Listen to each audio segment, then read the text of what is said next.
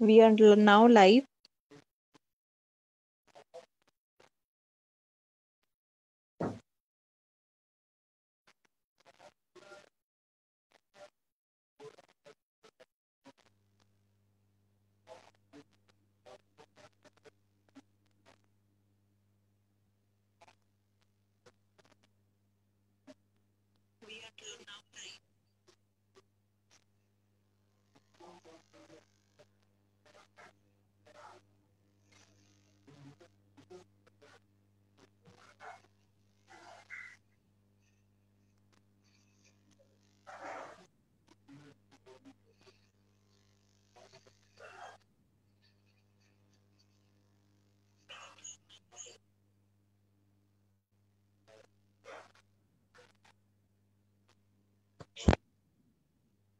UGC मान्यता प्राप्त 50 ਤੋਂ ਵੱਧ ਅੰਡਰ ਗ੍ਰੈਜੂਏਟ ਪੋਸਟ ਗ੍ਰੈਜੂਏਟ ਅਤੇ PhD ਕੋਰਸਾਂ ਵਿੱਚ ਦਾਖਲਾ ਸ਼ੁਰੂ ਉੱਤਮ ਲੈਬ ਸਹੂਲਤਾਂ ਖੂਬਸੂਰਤ ਹੋਸਟਲ ਵਧੀਆ ਪਲੇਸਮੈਂਟ ਅਨੇਕਾਂ ਵਜ਼ੀਫੇ Shri Guru Granth Sahib World University Fatehgarh Sahib Shri Guru Granth Sahib World University, UGC recognized, offering state-of-the-art infrastructure and labs, placement opportunities in MNCs, vibrant and enriching environment. Come to rise for success graduate, postgraduate, and PhD course में दाखिला शुरू. उत्तम lab सहायता, खूबसूरत hostel, बढ़िया placement, अनेक वजीफे. Shri Guru Granth Sahib World University Fatehgarh Sahib. Shri Guru Granth Sahib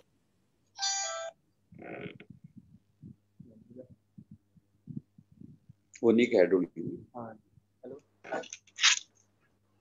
doctor साहब को से 10 मिनट तक करता हूँ उन्हें बुलावा शायद पता नहीं 10 मिनट तक 10 मिनट लुटदा क्यों हो तो गया कुछ इतना बड़ा बड़ा तो होगा लाइव गेम ਵੱਡਾ ਵੀ ਹੋਣਾ ਚਾਹੀਦਾ ਨਾਲ ਫੋਟੋ स्टाफ वीडियो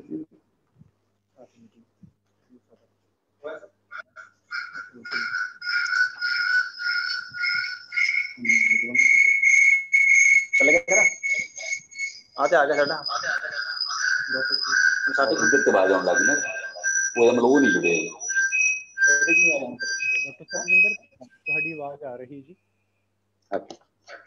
ਇਹਦੇ ਜਾਣ ਚਾਹੀਦੀ ਨਾ हर दे दूं ਕੱਟ ਕੇ ਇਧਰੋਂ ਕੱਟ ਇਹ ਹੋਣਾ ਚਾਹੀਦਾ ਨਾ ਇਹਦੇ ਚ ਆਵਾਜ਼ ਨਹੀਂ ਆ ਰਹੀ तेरे की आ रही है तो कोई आवाज नहीं आ रही म्यूट तो है नहीं तो अपने बोलो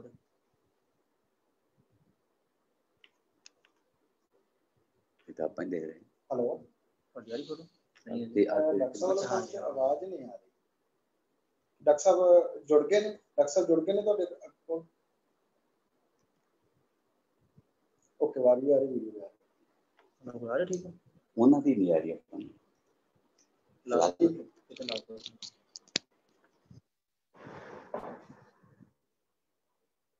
आ रही है तो रिवाइज व्यू ठीक करो व्यू तो देखना पता नहीं लग रहा है कितना खोलिए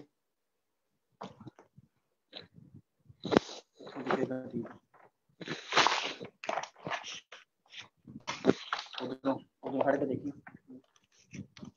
ना चाहिए ऑप्शन नहीं एंगल बड़े एंगल ठीक है तेरे मेरा तो बहुत बढ़िया बड़ा सृष्टि सुधार है बिल्कुल सुधार है थोड़ा सुधार है कैमरे बाकी उन्हें चाहिए जाके जो बोल रहे ठीक है देखो मेरे से कब होई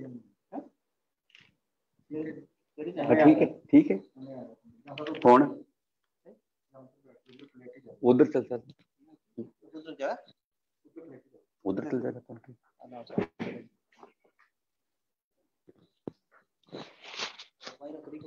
ओ फोटो ले ली फोटो तो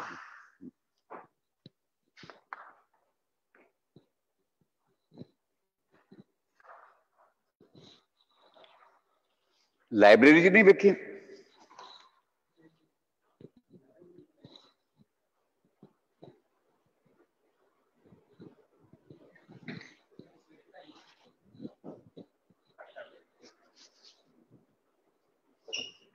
वाहिगुरु जी का खालसा वाहिगुरु जी की फतेह बन गई गल हाँ जी सर ਤੁਹਾਡੇ ਪਿਛਲੇ ਪਾਸੇ ਰੋਸ਼ਨੀ ਹੈ ਰੋਸ਼ਨੀ ਚਿਹਰੇ ਤੇ ਪੈਣੀ ਚਾਹੀਦੀ ਇਹ ਬੰਦ ਕਰੋ पर्दे कर पर्दे चेहरे ते रोशनी पैनी चाहिए। नहीं आप ऊपर वेख लाइटां जगा दो सारी।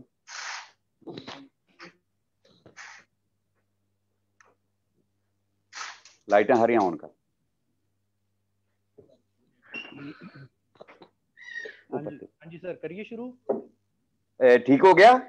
हाँ जी बहुत ठीक है सर। सिर्फ रोशनी चलो थोड़ी गुड। सामने वाले पासे नहीं रोशनी ज्यादा आ रही है हर दे घट है। घट है चेहरे ते घट है फेस ते। हुण ठीक है काम चलदा तो हो गया जे होर वध जे तो ज्यादा बेहतर है। लाइट होर जे पिछों चढ़िए फिर लाइट हो जानी।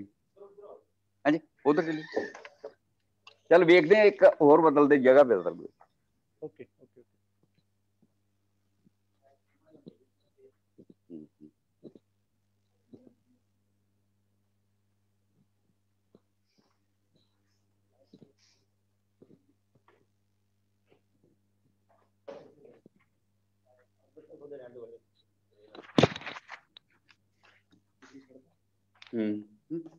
एसी की लोड नहीं अपने पक्खे आ देखिए यहाँ हो गया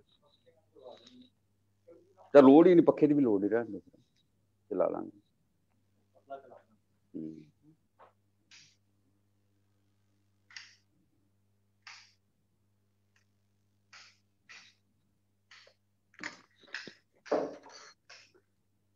हरदेव वेखो ओके है बहुत बढ़िया ठीक है जी।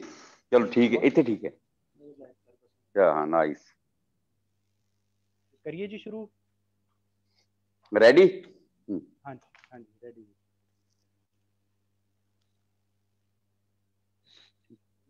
हाँ जी वाहिगुरु जी का खालसा वाहिगुरु जी की फतेह। देश विदेश च बैठिया समूह संगतां नूं श्री गुरु ग्रंथ साहिब धर्म अध्ययन विभाग वालों अज करवाए जाने वाले इस विशेष लैक्चर जिसका विषा शहादत का सिख संकल्प है विच मैं हार्दिक जी आया कहना। मैनू ये दसदियां बड़ी खुशी है कि साडे दरम्यान शहादत के विषय पर विचार चर्चा च हिस्सा लैण लई सिख पंथ अते विद्वान जगत की बहुत ही सत्कारत शख्सियत डॉक्टर सर्बजिंदर सिंह जी मौजूद ने जिन्हां पासों असी खास सिक्खी के हवाले नाल शहादत का सिद्धांत अते अमल समझांगे। इस समय साडे नाल श्री गुरु ग्रंथ साहिब वर्ल्ड यूनिवर्सिटी फतेहगढ़ साहिब के मानयोग vice chancellor doctor Pratpal Singh ji अते श्री गुरु ग्रंथ साहिब धर्म अध्ययन विभाग के मुखी डॉक्टर किरणदीप कौर जी जुड़ चुके हैं। मैं बेनती करदा डॉक्टर किरणदीप कौर जी नूं कि वो अज दे वक्ता मानयोग वीसी साहब अते मेहमानां नूं जी आया आखण। डॉक्टर किरणदीप कौर जी मुखी विभाग श्री गुरु ग्रंथ साहिब अध्ययन। वाहिगुरु जी का खालसा श्री वाहिगुरु जी की फतेह।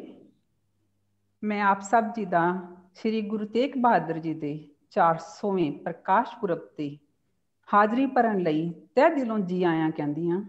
मैं जी आया कहंदी हां मानयोग वाइस चांसलर साहिब नूं जिन्हां दी सहयोग अगवाई हल्लाशेरी ते दिशा निर्देशों के सदका विभाग वालों समय समय सिर वख-वख प्रोग्राम उलीके जाते हैं। वीसी साहब का मैं धन्नवाद भी करांगी जो इस ਲਈ सानू हल्लाशेरी दिंदे हैं। मैं खास तौर पर जी आया कहांगी डॉक्टर सरबजिंदर सिंह जी नूं जिन्हां ने अपने कीमती वक्त चों वक्त कढ़िया ते साडे दरम्यान अपने बहुमुल्ले विचारां नूं लैके आए ने। डॉक्टर साहब का बहुत बहुत जी आया। डॉक्टर साहिब पंजाबी यूनिवर्सिटी पटियाला दे श्री गुरु ग्रंथ साहिब अध्ययन विभाग दे विखे बतौर मुखी वजों सेवा निभा रहे हैं। डॉक्टर साहिब भाई गुरदास चेयर के चेयरमैन वजों भी उत्थे सेवावां निभा रहे हैं। इस दे नाल ही डॉक्टर साहिब पंजाबी यूनिवर्सिटी पटियाला के पब्लिकेशन ब्यूरो के मुखी भी हैं। डॉक्टर साहिब ने सिख जगत की झोली दे विच अनेकां ही बहुमुल्लियां रचनावां पाईयां हैं जिन्हां दे विचों मैं कुछ दे नाम तुहाडे नाल सांझे करना चाहांगी। तुर्की बानी संपादन युक्त मरण कबूल ਗੁਰੂ ਗ੍ਰੰਥ ਸਾਹਿਬ ਸਰੂਪ ਤੇ ਵਿਚਾਰਧਾਰਾ, ਇਲਾਹੀ ਨਦਰ ਦਾ ਸਫ਼ਰ ਆਦਿ ਇਸ ਤਰ੍ਹਾਂ ਦੀਆਂ ਬਹੁਮੁੱਲੀਆਂ ਤੇ ਬਹੁਤ ਕੀਮਤੀ ਰਚਨਾਵਾਂ ਆਪ ਨੇ ਸਿੱਖ ਜਗਤ ਦੀ ਝੋਲੀ ਪਾਈਆਂ ਹਨ। ਮੈਂ ਤਹਿ ਦਿਲੋਂ ਡਾਕਟਰ ਸਰਬਜਿੰਦਰ ਸਿੰਘ ਜੀ ਦਾ ਇੱਕ ਵਾਰ ਫਿਰ ਤੋਂ ਜੀ ਆਇਆਂ ਕਹਿੰਦੀ ਹਾਂ ਤੇ ਧੰਨਵਾਦ ਕਰਦੀ ਹਾਂ।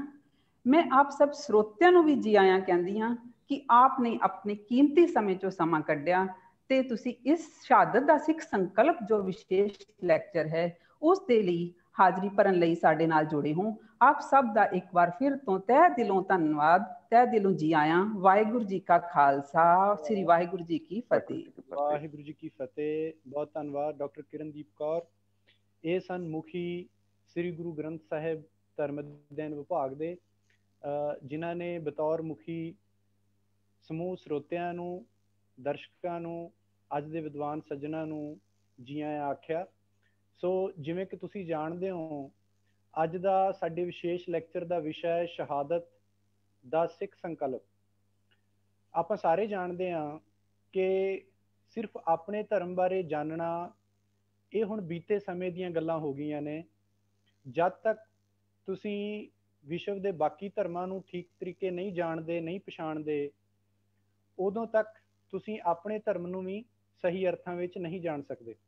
ਦੂਜੀ ਅਹਿਮ ਗੱਲ ਇਹ ਹੈ ਕਿ ਭਾਰਤੀ ਧਰਮ ਅੰਦਰ ਜਿੱਥੇ ਮੁਕਤੀ ਬਿਲਕੁਲ ਨਿੱਜੀ ਹੈ, ਬੰਦੇ ਨੇ ਮਰਨ ਤੋਂ ਉਪਰੰਤ ਮੁਕਤ ਹੋਣਾ ਹੈ, ਉੱਥੇ ਪੱਛਮੀ ਸੰਸਾਰ ਦੇ ਅੰਦਰ ਮੁਕਤੀ ਦਾ ਸੰਬੰਧ ਇਸ ਸੰਸਾਰ ਦੀ ਰਾਜਨੀਤਿਕ, ਆਰਥਿਕ, ਸਮਾਜਿਕ ਆਜ਼ਾਦੀ ਨਾਲ ਸੰਬੰਧਿਤ ਹੈ। ਮੁਕਤੀ ਇਹਨਾਂ ਦੋਵਾਂ ਪਰੰਪਰਾਵਾਂ ਦੇ ਵਿੱਚ ਵੱਡਾ ਜਿਹੜਾ ਨਖੇੜਾ ਹੈ ਉਹ ਸ਼ਹਾਦਤ ਦਾ ਹੈ, ਕਿਉਂਕਿ ਇਸ ਜਹਾਨ ਦੇ ਅੰਦਰ ਮੁਕਤੀ ਵਾਸਤੇ ਉੱਥੇ ਪੈਗੰਬਰ ਈਸਾ ਮੂਸਾ ਦੇ ਵੇਲੇ ਤੋਂ ਜਾਂ ਇਸਲਾਮ ਦੇ ਵਿੱਚ ਕਿੰਨੀਆਂ ਹੀ ਸ਼ਹਾਦਤਾਂ, ਕਿੰਨੇ ਹੀ ਸ਼ਹਾਦਤ ਦੇ ਪ੍ਰਾਰੂਪ, ਕਿੰਨੇ ਹੀ ਸੰਕਲਪ ਆਪਾਂ ਨੂੰ ਵੇਖਣ ਨੂੰ ਮਿਲਦੇ ਨੇ ਜੋ ਕਿ ਭਾਰਤੀ ਧਰਮ ਪਰੰਪਰਾ 'ਚ ਨਹੀਂ ਸਨ। ਪਰ ਸ੍ਰੀ ਗੁਰੂ ਅਰਜਨ ਦੇਵ ਜੀ ਦੇ ਨਾਲ, ਸ੍ਰੀ ਗੁਰੂ ਤੇਗ ਬਹਾਦਰ ਜੀ ਦੇ ਨਾਲ ਸਿੱਖੀ ਦੇ ਵਿੱਚ ਸ਼ਹਾਦਤ ਦੇ ਅਮਲ ਦਾ ਤੇ ਸਿਧਾਂਤ ਦਾ ਆਗਾਜ਼ ਹੋਇਆ। ਪਰ ਇਸ ਦੇ ਨਾਲ ਨਵੀਂ ਗੱਲ ਇਹ ਹੈ ਕਿ ਸਿੱਖੀ ਦੇ ਅੰਦਰ ਸ਼ਹਾਦਤ ਇੱਕ ਨਵੇਂ ਰੂਪ 'ਚ, ਇੱਕ ਨਵੇਂ ਦਰਸ਼ਨ ਦੇ ਨਾਲ, ਇੱਕ ਨਵੇਂ ਅਮਲ ਦੇ ਨਾਲ ਪ੍ਰਗਟ ਹੁੰਦਾ ਹੈ, ਜਿਹਨੂੰ ਵਿਸ਼ਵ ਦੀਆਂ ਵੱਖ-ਵੱਖ ਧਾਰਮਿਕ ਪਰੰਪਰਾਵਾਂ ਪਛਾਣਨਾ, ਉਹਦੀ ਨਿਸ਼ਾਨਦੇਹੀ ਕਰਨੀ, ਉਹਦੇ ਨਿਵੇਕਲੇਪਨ ਨੂੰ ਪਛਾਣਨਾ ਤੇ ਮੰਨਣਾ, ਇਹ ਅੱਜ ਦੇ ਇਸ ਵਿਸ਼ੇਸ਼ ਲੈਕਚਰ ਦਾ ਮੁੱਖ ਉਦੇਸ਼ ਹੈ। ਡਾਕਟਰ ਸਰਬਜਿੰਦਰ ਸਿੰਘ ਹੁਣਾਂ ਦਾ ਵਿਸ਼ੇਸ਼ ਪੱਖ ਇਹ ਹੈ ਕਿ ਉਹ ਜਿੱਥੇ ਗੁਰਮਤ ਦੇ ਪ੍ਰਪੱਕ ਵਿਦਵਾਨ ਹਨ, ਸਿੱਖ ਇਤਿਹਾਸ, ਸਿੱਖ ਪਰੰਪਰਾਵਾਂ ਉਹਨਾਂ ਨੇ ਆਪਣੇ ਅੰਦਰ ਸਮੋਈਆਂ ਹੋਈਆਂ ਹਨ, ਉੱਥੇ ਵਿਸ਼ਵ ਦੇ ਵੱਖ-ਵੱਖ ਧਰਮਾਂ ਦੀ ਵੀ ਉਹਨਾਂ ਕੋਲ ਡੂੰਘੀ ਸੂਝ ਹੈ। ਸੋ ਮੈਂ ਆਸ ਕਰਦਾ ਕਿ ਆਪ ਸਭ ਡਾਕਟਰ ਸਰਬਜਿੰਦਰ ਸਿੰਘ ਜੀ ਹੁਣਾਂ ਦੇ ਅੱਜ ਦੇ ਇਸ ਵਿਸ਼ੇਸ਼ ਭਾਸ਼ਣ ਦਾ ਭਰਪੂਰ ਆਨੰਦ ਲਓਗੇ। ਵਕਤਾ ਹਨ ਡਾਕਟਰ ਸਰਬਜਿੰਦਰ ਸਿੰਘ ਜੀ, ਮੁਖੀ ਸ੍ਰੀ ਗੁਰੂ ਗ੍ਰੰਥ ਸਾਹਿਬ ਅਧਿਐਨ ਵਿਭਾਗ, ਪੰਜਾਬੀ ਯੂਨੀਵਰਸਿਟੀ ਪਟਿਆਲਾ। ਵਿਸ਼ਾ ਹੈ ਸ਼ਹਾਦਤ ਦਾ ਸਿੱਖ ਸੰਕਲਪ। ਮੈਂ ਬੜੇ ਮਾਣ ਤੇ ਸਤਿਕਾਰ ਸਹਿਤ ਬੇਨਤੀ ਕਰਦਾ ਡਾਕਟਰ ਸਾਹਿਬ ਨੂੰ ਕਿ ਉਹ ਆਪਣੇ ਵਿਚਾਰ ਸਾਂਝੇ ਕਰਨ। ਧੰਨਵਾਦ ਹਰਦੇਵ ਸਿੰਘ ਜੀ। ਗੁਰੂ ਹੁਕਮ ਹੈ ਬਬਾਣੀਆਂ ਕਹਾਣੀਆਂ ਪੁੱਤ ਸਪੁੱਤ ਕਰੇਨ। ਤੇ ਜੇ ਮੈਂ ਇਸ ਦਾ ਭਾਵ ਅਰਥ ਤੁਹਾਡੇ ਨਾਲ ਸਾਂਝੀ ਕਰਨ ਦਾ ਯਤਨ ਕਰਾਂ, ਇਸ ਨੂੰ ਮੈਂ ਵਿਆਖਿਆਕਾਰੀ ਨਹੀਂ ਕਹਾਂਗਾ, ਇਸ ਦੇ ਭਾਵ ਅਰਥ ਇਹ ਨੇ ਕਿ ਵਿਰਾਸਤ ਦੇ ਫਖਰ ਨੂੰ ਯਾਦ ਕਰਨਾ ਅਤੇ ਉਸ ਨੂੰ ਜਨ ਸਮੂਹ ਦੀ ਮਾਨਸਿਕਤਾ ਦਾ ਹਿੱਸਾ ਬਣਾ ਦੇਣਾ ਜਾਗਦੀਆਂ ਕੌਮਾਂ ਦੀ ਨਿਸ਼ਾਨੀ ਹੁੰਦੀ ਹੈ। ਇਹ ਬਹੁਤ ਹੀ ਧਿਆਨ ਦੇਣ ਯੋਗ ਪੱਖ ਹੈ ਕਿ ਜਿਹੜੀਆਂ ਵੀ ਕੌਮਾਂ ਆਪਣੇ ਵਿਰਾਸਤ ਦੇ ਫਖਰ ਨੂੰ ਯਾਦ ਕਰਦੀਆਂ ਨੇ ਉਹ ਸदैव ਸਮਿਆਂ ਲਈ ਅਮਰ ਹੋ ਜਾਂਦੀਆਂ ਨੇ, ਅਤੇ ਜਿਹੜੀਆਂ ਵੀ ਕੌਮਾਂ ਆਪਣੀ ਵਿਰਾਸਤ ਦੇ ਫਖਰ ਵੱਲ ਪਿੱਠ ਕਰ ਲੈਂਦੀਆਂ ਨੇ ਉਹ ਆਪਣਾ ਸਿਧਾਂਤ ਵੀ ਗਵਾ ਲੈਂਦੀਆਂ ਨੇ, ਉਹ ਆਪਣਾ ਸਰੂਪ ਵੀ ਗਵਾ ਲੈਂਦੀਆਂ ਨੇ। ਮੈਂ ਸ਼੍ਰੀ ਗੁਰੂ ਗ੍ਰੰਥ ਸਾਹਿਬ ਯੂਨੀਵਰਸਿਟੀ ਨੂੰ ਵਧਾਈ ਦਿੰਦਾ ਕਿ ਉਹਨਾਂ ਨੇ ਇਸ ਖਾਸ ਓਕੇਜਨ ਦੇ ਉੱਤੇ, ਜਦੋਂ ਅਸੀਂ ਸੱਚੇ ਪਾਤਸ਼ਾਹ ਹਜ਼ੂਰ ਗੁਰੂ ਤੇਗ ਬਹਾਦਰ ਸੱਚੇ ਪਾਤਸ਼ਾਹ ਦਾ ਜਨਮ ਸ਼ਤਾਬਦੀ ਵਾਲੇ ਸਮੇਂ ਵੱਲ ਵੱਧ ਰਹੇ ਹਾਂ, उस वेले इस वैबीनार के रूप में मैनू तुहाडे सन्मुख किया। वाइस चांसलर साहब का बेहद धन्यवाद, डॉक्टर किरणजोत का बेहद धन्यवाद और डॉक्टर हरदेव सिंह होरां दा भी धन्यवाद। शहादत के संकल्प तक, उसके स्वरूप तक ते उहदी प्रैक्टिस तक पहुंचण दा जिहड़ा कारज है असल विच इह सखैन कारज नहीं है, बहुत लमेरा पंध है। अते इस संकल्प उत्ते गल करन लई असल दे विच मिंटां दा घंटियां दा काम नहीं है, दिन ब दिन लगातार जे असीं निरंतर इस ते गल करदे जाइए तां 2, 3, 4 वीक दे विच इस मसले दे इस कांसैप्ट दे नेड़े तेड़े पहुंचा जा सकता है। पर मेरे को 40 मिनट ने, 40 मिनट दे विच असीं कोशिश करांगे कि वो सारे जिहड़े मिस्टिकल ईवेंट ने, जिहड़े अबुझ घटनावां ने, जिहड़े अबुझ संकल्प ने, शहादत दे इस वड्डे संकल्प विच उन्हां नाल आपां राबता कायम कर सकीए। पर इस तो पहला मैं तुहाडे नाल एक गल जिहड़ी साझी करनी चाहुंदा हां कि वैनकूवर की धरती के उत्ते मैं अक्सर मेरा गेड़ा इस करके लगता है कि उत्थे यहूदियां दीयां सैमीनरीज ने ते यहूदियां नाल मेरा बड़ा अच्छा संबंध है। मैं जाना हाँ, कोई दिन उन्हां को रहिना हाँ ते बहुत कुछ उन्हां को लर्न करीदा है। जो उन्हां दा है वो मैं ग्रहण करन दा यतन करदा, जो साडा है वो उन्हां दे नाल मैं साझा करन दा यतन करदा। मैं तुहानूं एक तस्वीर दिखाऊंगा, मेरे ख्याल ये तुसीं तस्वीर जिहड़ी है ये वेख रहे होगे अपनी स्क्रीन दे उत्ते। ये यहूदी जोड़ा है, उन्हां दी सैमीनरीज दा जिहड़ा है ये मुखी है, ये उसकी वाइफ है अते ये उसका बच्चा है। लगभग 1 साल पहला दी गल है, मैं उन्हां दे घर सी ते उन्हां दी इस छोटी बच्ची ने मेरे नाल एक संवाद रचाया, मेरे ते एक प्रश्नां दी बछाड़ की, मेरे उत्ते प्रश्न थ्रो कीते ते उसदे 7 साल दी बच्ची ने जिहड़े फिलोसफिकल जिहड़े दार्शनिक प्रश्न मेरे उत्ते कीते, उन्हां नूं वेख के मैनूं खुशी भी हुई, हैरानी वध हुई ते फिर मैं वेखण दा यतन कीता कि मेरी कौम अते यहूदी साडे विच किन्ना को फर्क है।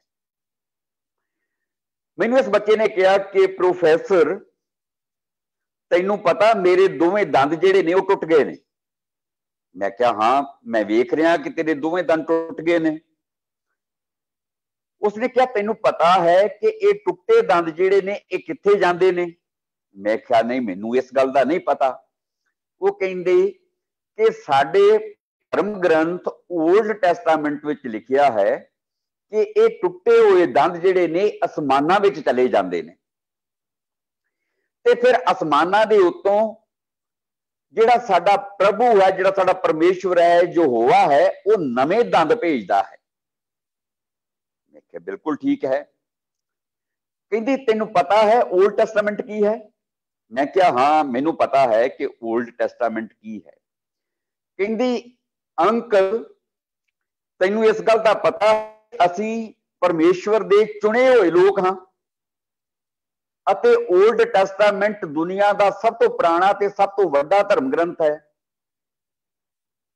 ते असल दे विच उस दे इस प्रश्न ने सच जाणियो मैनूं हिला के रख दिता कि एक 7 साल का बच्चा उस कोल अपने धर्म का इन्ना वड्डा ज्ञान है कि उसनूं अपने परमेश्वर का पता है, अपने परमेश्वर की जिहड़ी ओटी विच दर्ज धारणा वा उहदे बारे ज्ञान है अते उसनूं ये भी याद करा दिता गया है कि Jews are the chosen people of ultimate reality. फिर मैं अपने वाल वेख्या कि इहो जिहे प्रश्न बच्चियां नूं छड्ड दो, जवानां नूं भी छड्ड दो, बुजुर्गां तक चले जाओ, साडे चेतियां विचों गुम ने। जवाना कोल आ जाओ, धर्म अध्ययन के विद्यार्थियों कोल आ जाओ, उन्हां दे चेतियां विचों भी गुम ने। छोटी पनीरी क्यों आ जाओ, उन्हां दे कोलों भी गुम ने। ते फिर प्रश्न ये पैदा होता है कि असी जदों शताब्दी समारोह रचा रहे हैं निरंतर पिछले समय,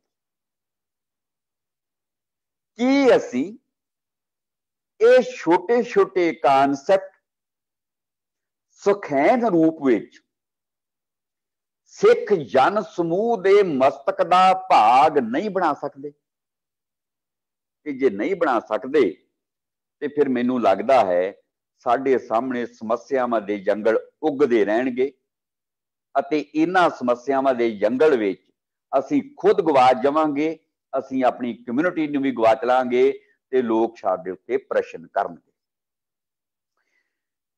गुरु तेग बहादुर साहब जी का 400 साला जन्म शताब्दी है ते इस समय दे विच शहादत की गल ते आपां अज करांगे।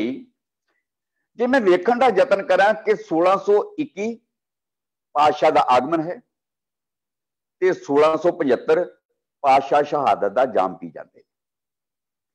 54 साल का समा ते 54 साल के समय विच भी 1644 दे विच गुरगद्दी धारण करन ते केवल 11 साल का समा भी संपूर्ण नहीं हुंदा।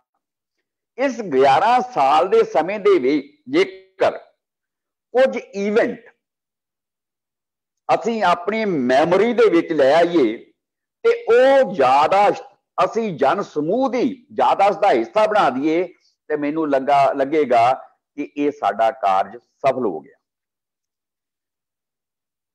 बाबा बकाला है, मक्खन शाह लबाणे का आमद है, गुरलादो का प्रकाश है। इस सदैव समय वाली साडे चेतियां का भाग बनना चाहिए है। करतारपुर ते करतारपुर तो अगे माखोवाड़ ते माखोवाड़ विच चक नानकी दी उसारी जो बाद विच आनंदपुर साहिब विच तब्दील हुंदा है। साडे चेतियां का भाग क्यों नहीं बनिया? 15 राग ने, 116 शब्द ने, बाणी का इल्हाम है, साडी चेतियां विचों माइनस है। गुरु पातशाह दियां तुर उत्तर तो तुर पूर्व तक यात्रा दरम्यान वो कित्थे गए, किवें गए, की होया, साडे चेतियां विचों गुम है। 1675 है, गुरु पातशाह की शहादत है, चांदनी चौक है, साडे चेतियां विचों शायद वो भी माइनस है। फतेहगढ़ साहब का जोड़ मेला है। पत्रकार सवाल पूछ रहा है कि वो सवाल की ने कि छोटे तुसी इत्थे की करना आए जो? जी मेला वेखना आए हैं। ये मेला काहदा है? पता नहीं। कि तुहानू पता है कि इत्थे छोटे साहिबजादे शहीद होए? हाँ जी पता है। कि तुहानू उन्हां दे नामां दा पता है? पता नहीं। इस समस्या माने सो गुरु ग्रंथ साहिब यूनिवर्सिटी हिंदुस्तान की प्रोमीनेंट यूनिवर्सिटी बनते रस्ते ते पै चुकी है। योग अगवाई है वाइस चांसलर प्रितपाल सिंह होरी कार्यशील ने।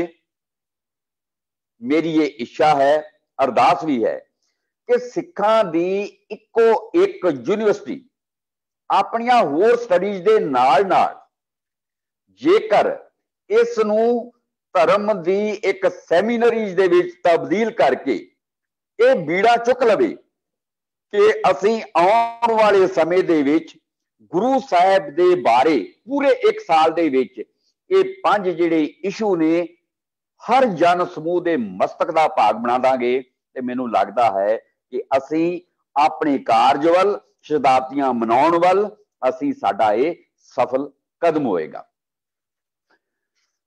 मेरी जिम्मेवारी लाई सी कि शहादत के संकल्प नूं तुहाडे सामने रूपमान करन दा यतन करां। ਜਾਂ ਸ਼ਹਾਦਤ ਦੇ ਸੰਕਲਪ ਦੀ ਤੁਹਾਡੇ ਨਾਲ ਸਾਂਝ ਪਾਵਾਂ। ਵਿਦਵਾਨ ਦੋਸਤੋ, ਕਿਸੇ ਵੀ ਮੌਤ ਦਾ ਬਹੁਤ ਧਿਆਨ ਦੇ ਨਾਲ ਸੁਣਨ ਵਾਲਾ ਇੱਕ ਮੇਰਾ ਸੈਂਟੈਂਸ ਕਿ ਕਿਸੇ ਵੀ ਮੌਤ ਦਾ ਅਮਰ, ਉਸਾਰੂ ਅਤੇ ਪ੍ਰੇਰਕ ਘਟਨਾ ਵਿੱਚ ਤਬਦੀਲ ਹੋ ਜਾਣਾ ਸ਼ਹੀਦੀ ਹੁੰਦਾ ਹੈ। ਕਿ ਤਿੰਨ ਚੀਜ਼ਾਂ ਨੇ ਕਿ ਕਿਸੇ ਵੀ ਮੌਤ ਦਾ ਅਮਰ, ਉਸਾਰੂ ਅਤੇ ਪ੍ਰੇਰਕ ਘਟਨਾ ਵਿੱਚ ਤਬਦੀਲ ਹੋ ਜਾਣਾ ਸ਼ਹੀਦੀ ਹੁੰਦਾ ਹੈ। ਹਰ ਮੌਤ ਨੂੰ ਸ਼ਹਾਦਤ ਦਾ ਨਾਮ ਨਹੀਂ ਦਿੱਤਾ ਜਾ ਸਕਦਾ।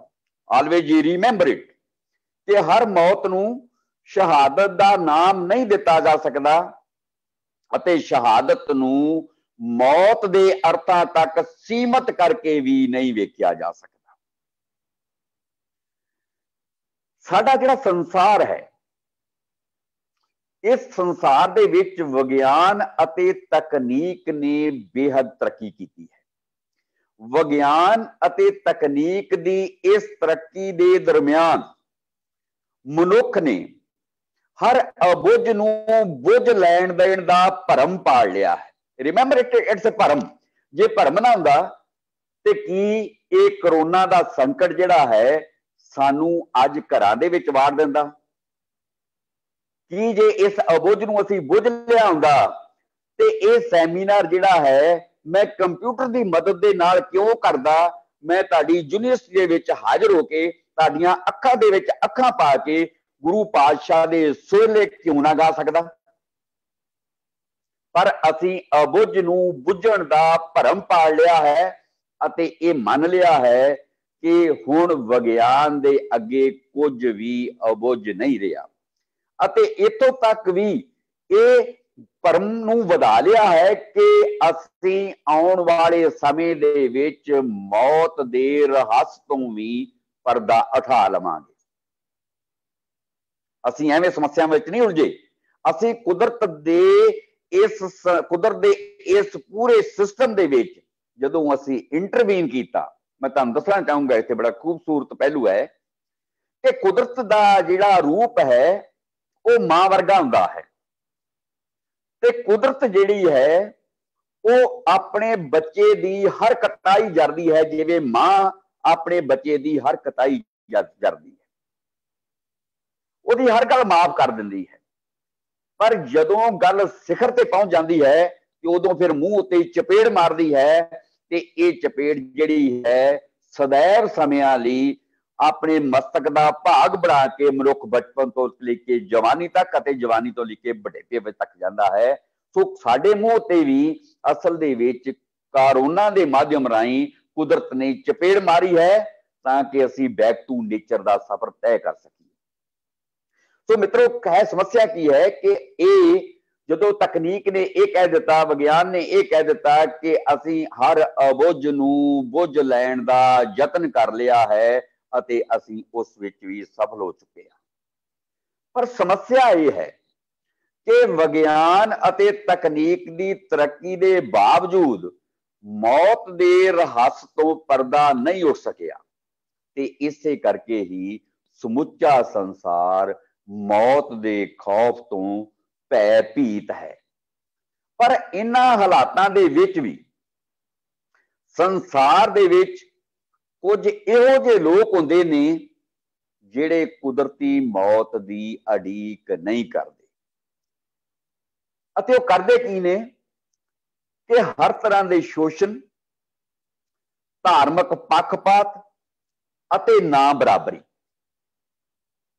ਹਰ ਤਰ੍ਹਾਂ ਦੇ ਸ਼ੋਸ਼ਣ, ਧਾਰਮਿਕ ਪੱਖਪਾਤ ਅਤੇ ਨਾ ਬਰਾਬਰੀ ਵਿਰੁੱਧ ਜੂਝਦੇ ਹੋਏ ਆਪਣੀ ਮੌਤ ਨੂੰ ਆਪ ਗਲੇ ਮਿਲਦੇ ਨੇ ਤੇ ਜਿਹੜੇ ਵੀ ਲੋਕ ਆਪਣੀ ਮੌਤ ਨੂੰ ਆਪ ਗਲੇ ਮਿਲਦੇ ਨੇ ਕੇਵਲ ਤੇ ਕੇਵਲ ਉਹਨਾਂ ਲੋਕਾਂ ਨੂੰ ਹੀ ਸ਼ਹੀਦ ਕਿਹਾ ਜਾਂਦਾ ਹੈ।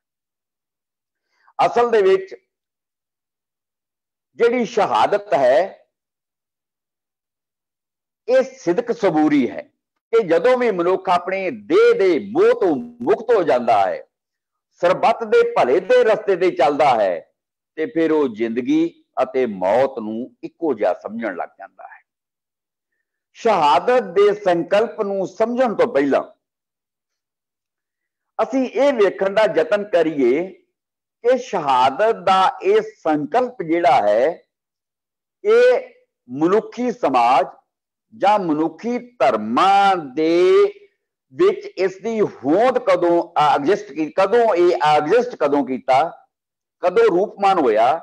ਤੇ ਜੇਕਰ ਅਸੀਂ ਇਸ ਇਤਿਹਾਸ ਨੂੰ ਵੇਖਣ ਦਾ ਯਤਨ ਕਰਾਂਗੇ ਤੇ ਵਿਦਵਾਨ ਦੋਸਤੋ ਸਾਨੂੰ ਬਹੁਤ ਪਿੱਛੇ ਜਾਣਾ ਪਏਗਾ। ਹਜ਼ਾਰਾਂ ਸਾਲ ਪਿੱਛੇ ਜਦੋਂ ਇਹ ਮੰਨਿਆ ਜਾਂਦਾ ਹੈ, ਇੱਕ ਸੈਮਿਟਿਕ ਟ੍ਰੈਡੀਸ਼ਨ ਦੇ ਵਿੱਚ ਇਹ ਵਿਸ਼ਵਾਸ ਹੈ ਕਿ ਸੰਸਾਰ ਦੇ ਵਿੱਚ ਸਰਵਪ੍ਰਥਮ ਜਿਹੜੇ ਸੀ ਉਹ ਯਹੂਦੀ ਪੈਦਾ ਹੋਏ ਅਤੇ ਪਹਿਲੇ ਯਹੂਦੀ ਜਿਹੜੇ ਇਸ ਧਰਤੀ ਉੱਤੇ ਉਤਰੇ ਉਹਨਾਂ ਨੂੰ ਐਡਮ ਅਤੇ ਈਵ ਦੇ ਨਾਲ ਜਾਣਿਆ ਜਾਂਦਾ ਸੀ। ਹਾਲਾਂਕਿ ਐਡਮ ਅਤੇ ਈਵ ਜਿਹੜੇ ਨੇ ਉਹ ਇਸ ਧਰਤੀ ਦੇ ਜੀਵ ਨਹੀਂ ਹਨ, ਉਹ ਜੰਨਤ ਦੇ ਜੀਵ ਨੇ, ਕਿਉਂਕਿ ਉਹਨਾਂ ਦੀ ਪੈਦਾਇਸ਼ ਜਿਹੜੀ ਸੀ ਉਹ ਜੰਨਤ ਵਿੱਚ ਹੋਈ। ਐਡਮ ਐਂਡ ਈਵ ਦਾ ਅਸਮਾਨ ਤੋਂ ਧਰਤੀ ਤੇ ਕੱਢੇ ਜਾਣ ਦੀ ਇੱਕ ਆਪਣੀ ਗਾਥਾ ਹੈ ਜਿਸ ਦਾ ਇੱਥੇ ਜ਼ਿਕਰ ਕਰਨਾ ਸੰਭਵ ਨਹੀਂ ਹੈ। ਪਰ ਐਡਮ ਐਂਡ ਈਵ ਤੋਂ ਦੇ ਸੰਬੰਧਾਂ ਤੋਂ ਜਿਹੜਾ ਪਹਿਲਾ ਬੱਚਾ ਪੈਦਾ ਹੁੰਦਾ ਹੈ ਸੰਸਾਰ ਦੇ ਵਿੱਚ ਯਹੂਦੀ ਵਿਸ਼ਵਾਸ ਅਨੁਸਾਰ, ਉਸ ਦਾ ਨਾਂ ਇਬਰ ਸੀ ਅਤੇ ਇਬਰ ਦੇ ਨਾਂ ਤੋਂ ਜਿਹੜੀ ਕੌਮ ਦੁਨੀਆ ਦੇ ਵਿੱਚ ਰੂਪਮਾਨ ਹੋਈ ਅਤੇ ਜਿਸ ਨੇ ਆਪਣੇ ਆਪ ਨੂੰ ਦੁਨੀਆ ਦੇ ਵਿੱਚ ਇਸ ਤਰ੍ਹਾਂ ਐਸਟੈਬਲਿਸ਼ ਕਰ ਦਿੱਤਾ ਕਿ ਹਰ ਜਿਹੜਾ ਸੰਸਾਰ ਹੈ ਉਹ ਅੱਜ ਵੀ ਉਹਨਾਂ ਦੇ ਮੂੰਹ ਵੱਲ ਵੇਖ ਰਿਹਾ ਹੈ, ਕਿਉਂਕਿ ਸਾਰੀਆਂ ਹੀ ਡਿਸਕਵਰੀਜ਼ ਜਿਹੜੀਆਂ ਨੇ ਉਹਨਾਂ ਦੇ ਮਸਤਕ ਦਾ ਭਾਗ ਬਣੀਆਂ।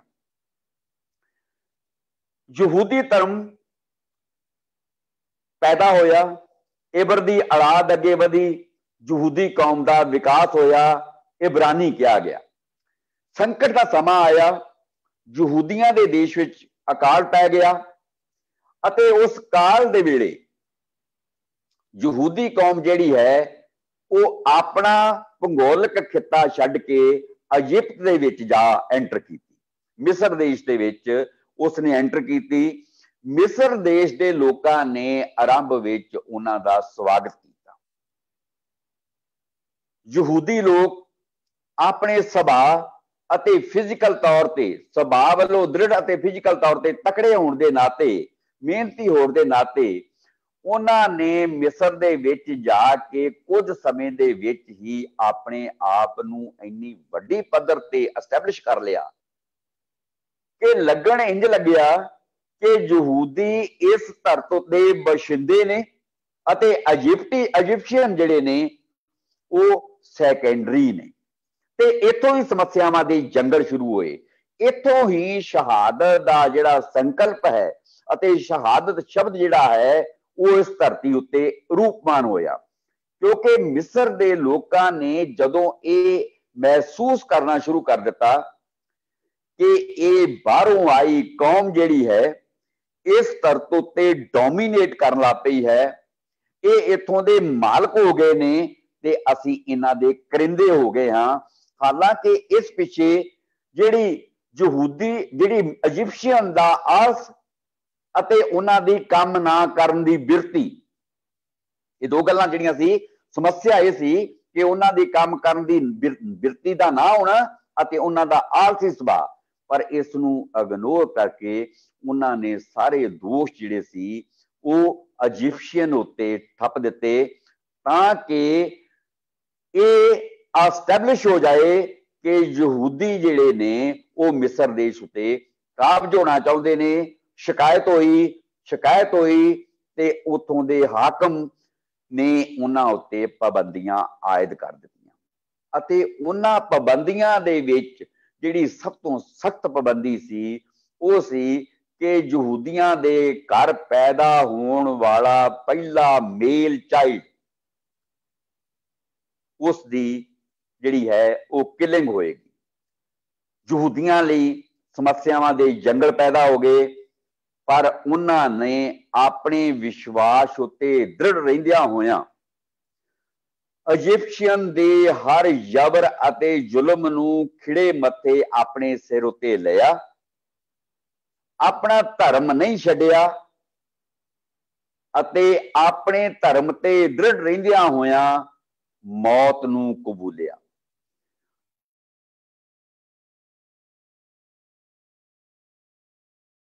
सारे जुल्म अते यहूदियां बल्दी जिहड़ी सहन शक्ति सी उन्हां नूं ध्यान विच रखदियां होया ग्रीक लोकां ने एक शब्द वरतिया जिसनूं ओआटप दे नाम नाल जानिया गया ते ग्रीक भाषा दे विच इस शब्द दा अर्थ है विटनेस ऑफ अल्टीमेट रियलिटी, रब दा शाहद। सो ग्रीक लोकां ने कहा कि यहूदी जिहड़े ने असल विच रब दे शाहद ने अते शाहद, शहीद अते शहादत शब्द जिहड़ा सी वो तिन्ने पहली बार संसार दे विच यहूदियां लई वरते गए अते ये शब्द हौली हौली विकास करते हुए ਵੱਖ-ਵੱਖ ਧਰਮਾਂ ਵਿੱਚ ਐਂਟਰ ਕੀਤੇ।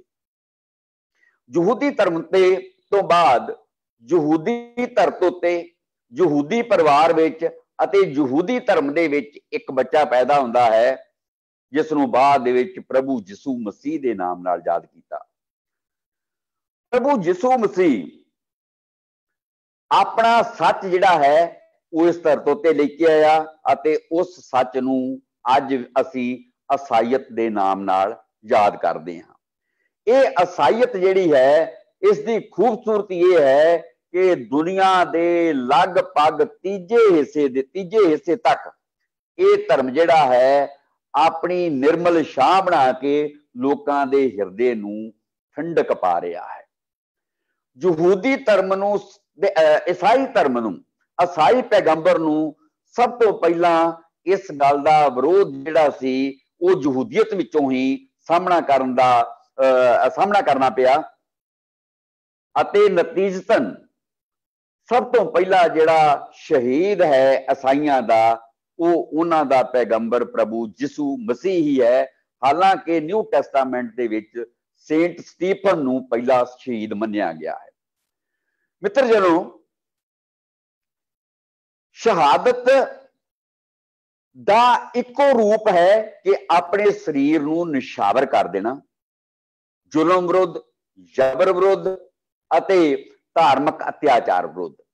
ਪਰ ਇਹਦੀ ਜਿਹੜੀ ਨੇਚਰ ਹੈ ਇਸ ਦੇ ਵੱਖ-ਵੱਖ ਰੂਪ ਜਿਹੜੇ ਨੇ ਉਹ ਅਸੀਂ ਵੇਖਣ ਦਾ ਯਤਨ ਕਰਾਂਗੇ ਤੇ ਇੱਥੇ ਇੱਕ ਜਿਹੜਾ ਹੈ ਉਹ ਮੈਂ ਉਸ ਦਾ ਰੂਪ ਜਿਹੜਾ ਹੈ ਉਹ ਤੁਹਾਡੇ ਸਾਹਮਣੇ ਵੇਖਣ ਦਾ ਯਤਨ ਕਰੂੰਗਾ, ਤੁਹਾਡੇ ਸਾਹਮਣੇ ਰੂਪਮਾਨ ਕਰਨ ਦਾ ਯਤਨ ਕਰੂੰਗਾ। ਧਿਆਨ ਦੇਣਾ ਕਿ ਈਸਾਈ ਧਰਮ ਦੇ ਵਿੱਚ ਸ਼ਹੀਦ ਉਹ ਹੈ ਜਿਹੜਾ ਆਪਣੇ ਸੱਚ ਲਈ ਜ਼ਿੰਦਗੀ ਅਤੇ ਮੌਤ ਨੂੰ ਇੱਕੋ ਜਿਹਾ ਸਮਝਦਾ ਹੈ। ਬੜਾ ਖੂਬਸੂਰਤ ਇਹ ਕਨਸੈਪਟ ਹੈ, ਬੜਾ ਅੱਛਾ ਵੀ ਲੱਗਦਾ ਹੈ ਕਿ ਉਹ ਮਨੁੱਖ ਜਿਹੜਾ ਆਪਣੇ ਸੱਚ ਉੱਤੇ ਦ੍ਰਿੜ ਰਹਿੰਦਿਆਂ ਹੋਇਆਂ ਜ਼ਿੰਦਗੀ ਅਤੇ ਮੌਤ ਨੂੰ ਇੱਕੋ ਜਿਹਾ ਸਮਝਦਾ ਹੈ।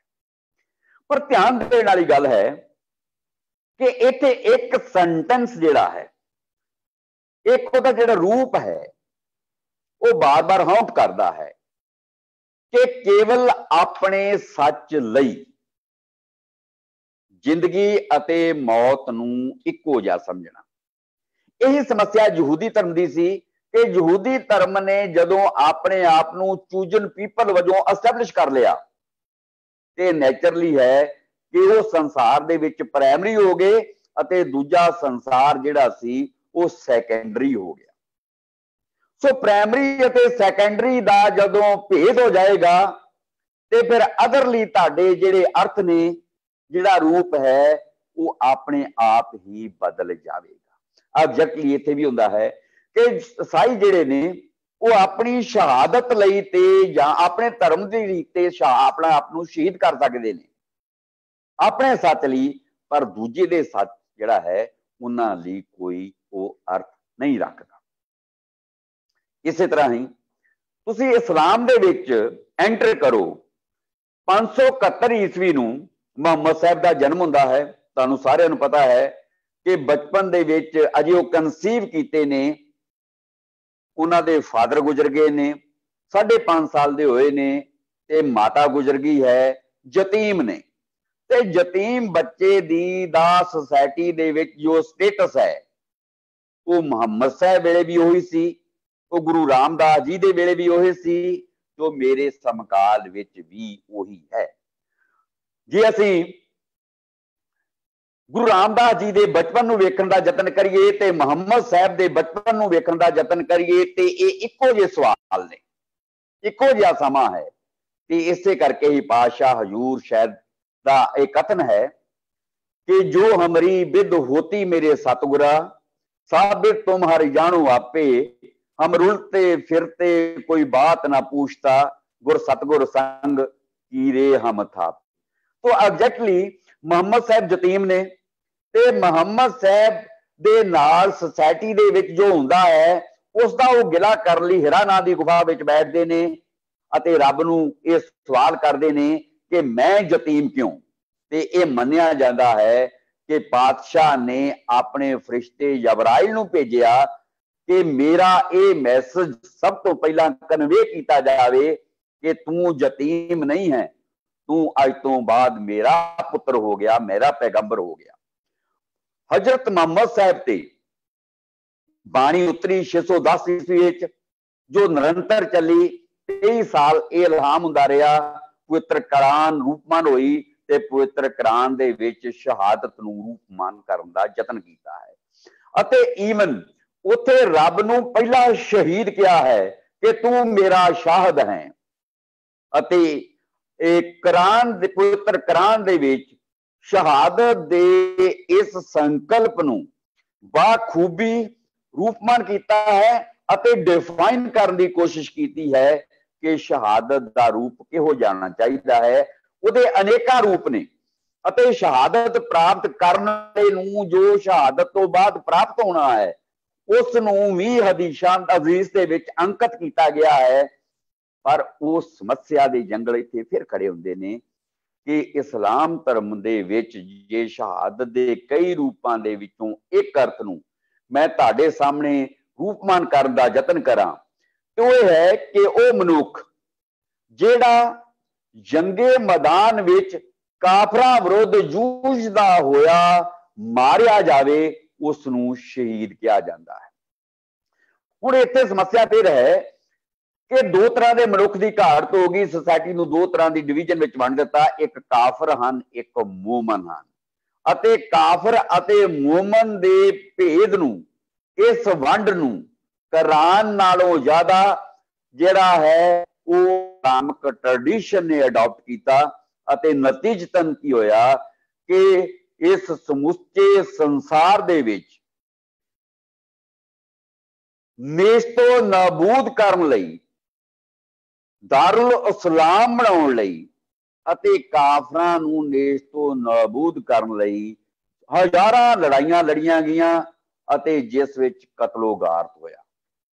नतीजतन की होया कि संसार दो हिस्सों में वंडिया गया, एक काफरां दा एक मोमनां दा। हिंदुस्तान दे विच तुसीं एंटर करो ते हिंदुस्तान दे विच 4 प्रोमिनेंट रिलीजन ने ते बड़ा खूबसूरत पहलू है कि जे तुसीं हिंदुस्तान दे पश्चिम मीन नॉट यूरोप, हिंदुस्तान दा पश्चिम जिहड़ा है वो एशिया दा जिहड़ा हिस्सा है, 4 ही धर्म उत्थे जिहड़े ने वो रूपमान हुंदे ने अते 4 ही धर्म जिहड़े ने वो हिंदुस्तान के इस हिस्से में रूपमान होंदे ने। हिंदुस्तान दे विच सिखिज्म नूं छड्ड के जे 3 धर्मां दी गल करिए ते ये बड़ा विचित्र वर्तारा है कि उन्हां 3 धर्मां दे विच ही शहादत दा संकल्प जिहड़ा है वो गुम है। हालांकि भारतीय धर्म दे विच हिंदू धर्म दे विच संकल्प अते देह त्याग कि देह त्याग का संकल्प करना इहो जिहड़े नियम ने इहो जिहड़े सिद्धांत ने वो रूपमान हुंदे नजर आउंदे ने, पर शहादत का संकल्प जिहड़ा है वो बिल्कुल ही लुप्त है। ਭਾਰਤੀ ਧਰਮ ਦਰਸ਼ਨ ਦੇ ਵਿੱਚ ਬਲੀਦਾਨ ਦਾ ਕਨਸੈਪਟ ਹੈ ਤੇ ਹਮੇਸ਼ਾ ਹੀ ਬਲੀਦਾਨ ਨੂੰ ਸ਼ਹਾਦਤ ਦੇ ਸਮਰੂਪ ਕਰਨ ਦਾ ਯਤਨ ਕੀਤਾ ਹੈ। ਪਰ ਮੈਂ ਤੁਹਾਨੂੰ ਦੱਸਣਾ ਚਾਹੂੰਗਾ ਕਿ ਬਲੀਦਾਨ ਦੇ ਵਿੱਚ ਰਿਸ਼ੀਤਵ ਅਤੇ ਕਸਾਈਅਤ, ਕਿ ਰਿਸ਼ੀਤਵ ਹੁਕਮ ਕਰਦਾ ਹੈ ਅਤੇ ਕਸਾਈ ਜਿਹੜਾ ਹੈ ਉਹ ਬਲੀ ਦਿੰਦਾ ਹੈ, ਬਲੀ ਕਰਦਾ ਹੈ। ਰਿਸ਼ੀਤਵ ਅਤੇ ਕਸਾਈਅਤ ਦਾ ਇਹ ਸੰਕਲਪ ਜਿਹੜਾ ਹੈ ਕਿਸੇ ਵੀ ਤਰ੍ਹਾਂ ਸ਼ਹਾਦਤ ਦੇ ਸਮਰੂਪ ਨਹੀਂ ਹੈ। ਭਾਰਤੀ ਧਰਮ ਦਰਸ਼ਨ ਦੇ ਵਿੱਚ ਜਿਹੜਾ ਬਲੀਦਾਨ ਦਾ ਸੰਕਲਪ ਹੈ, ਇਹ ਜੇ ਆਪਾਂ ਵੇਖਣ ਦਾ ਯਤਨ ਕਰੀਏ ਤੇ ਵਾਮਨ ਅਵਤਾਰ ਦੇ ਮਾਧਿਅਮ ਰਾਹੀਂ ਇਹ ਰੂਪਮਾਨ ਹੁੰਦਾ ਹੈ।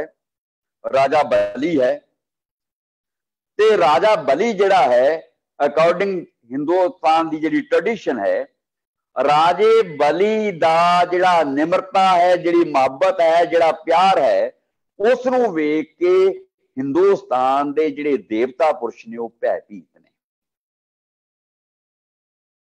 ਅਤੇ ਉਹ ਅਵਤਾਰਾਂ ਨੂੰ ਬੇਨਤੀ ਕਰਦੇ ਨੇ ਤੇ ਫਿਰ ਵਾਮਨ ਅਵਤਾਰ ਉਹਨਾਂ ਦੀ ਬੇਨਤੀ ਪ੍ਰਵਾਨ ਕਰਦਾ ਹੈ, ਬਲੀ ਕੋਲ ਆਉਂਦਾ ਹੈ, ਦਾਨ ਮੰਗਦਾ ਹੈ ਤੇ ਬਲੀ ਯੋਗ ਪੁਰਸ਼ ਹੈ। ਆਪਣੇ ਦਰਵਾਜ਼ੇ ਤੇ ਆਉਣ ਵਾਲੇ ਕਿਸੇ ਵੀ ਮਨੁੱਖ ਨੂੰ ਉਹ ਖਾਲੀ ਹੱਥ ਨਹੀਂ ਮੋੜਦਾ।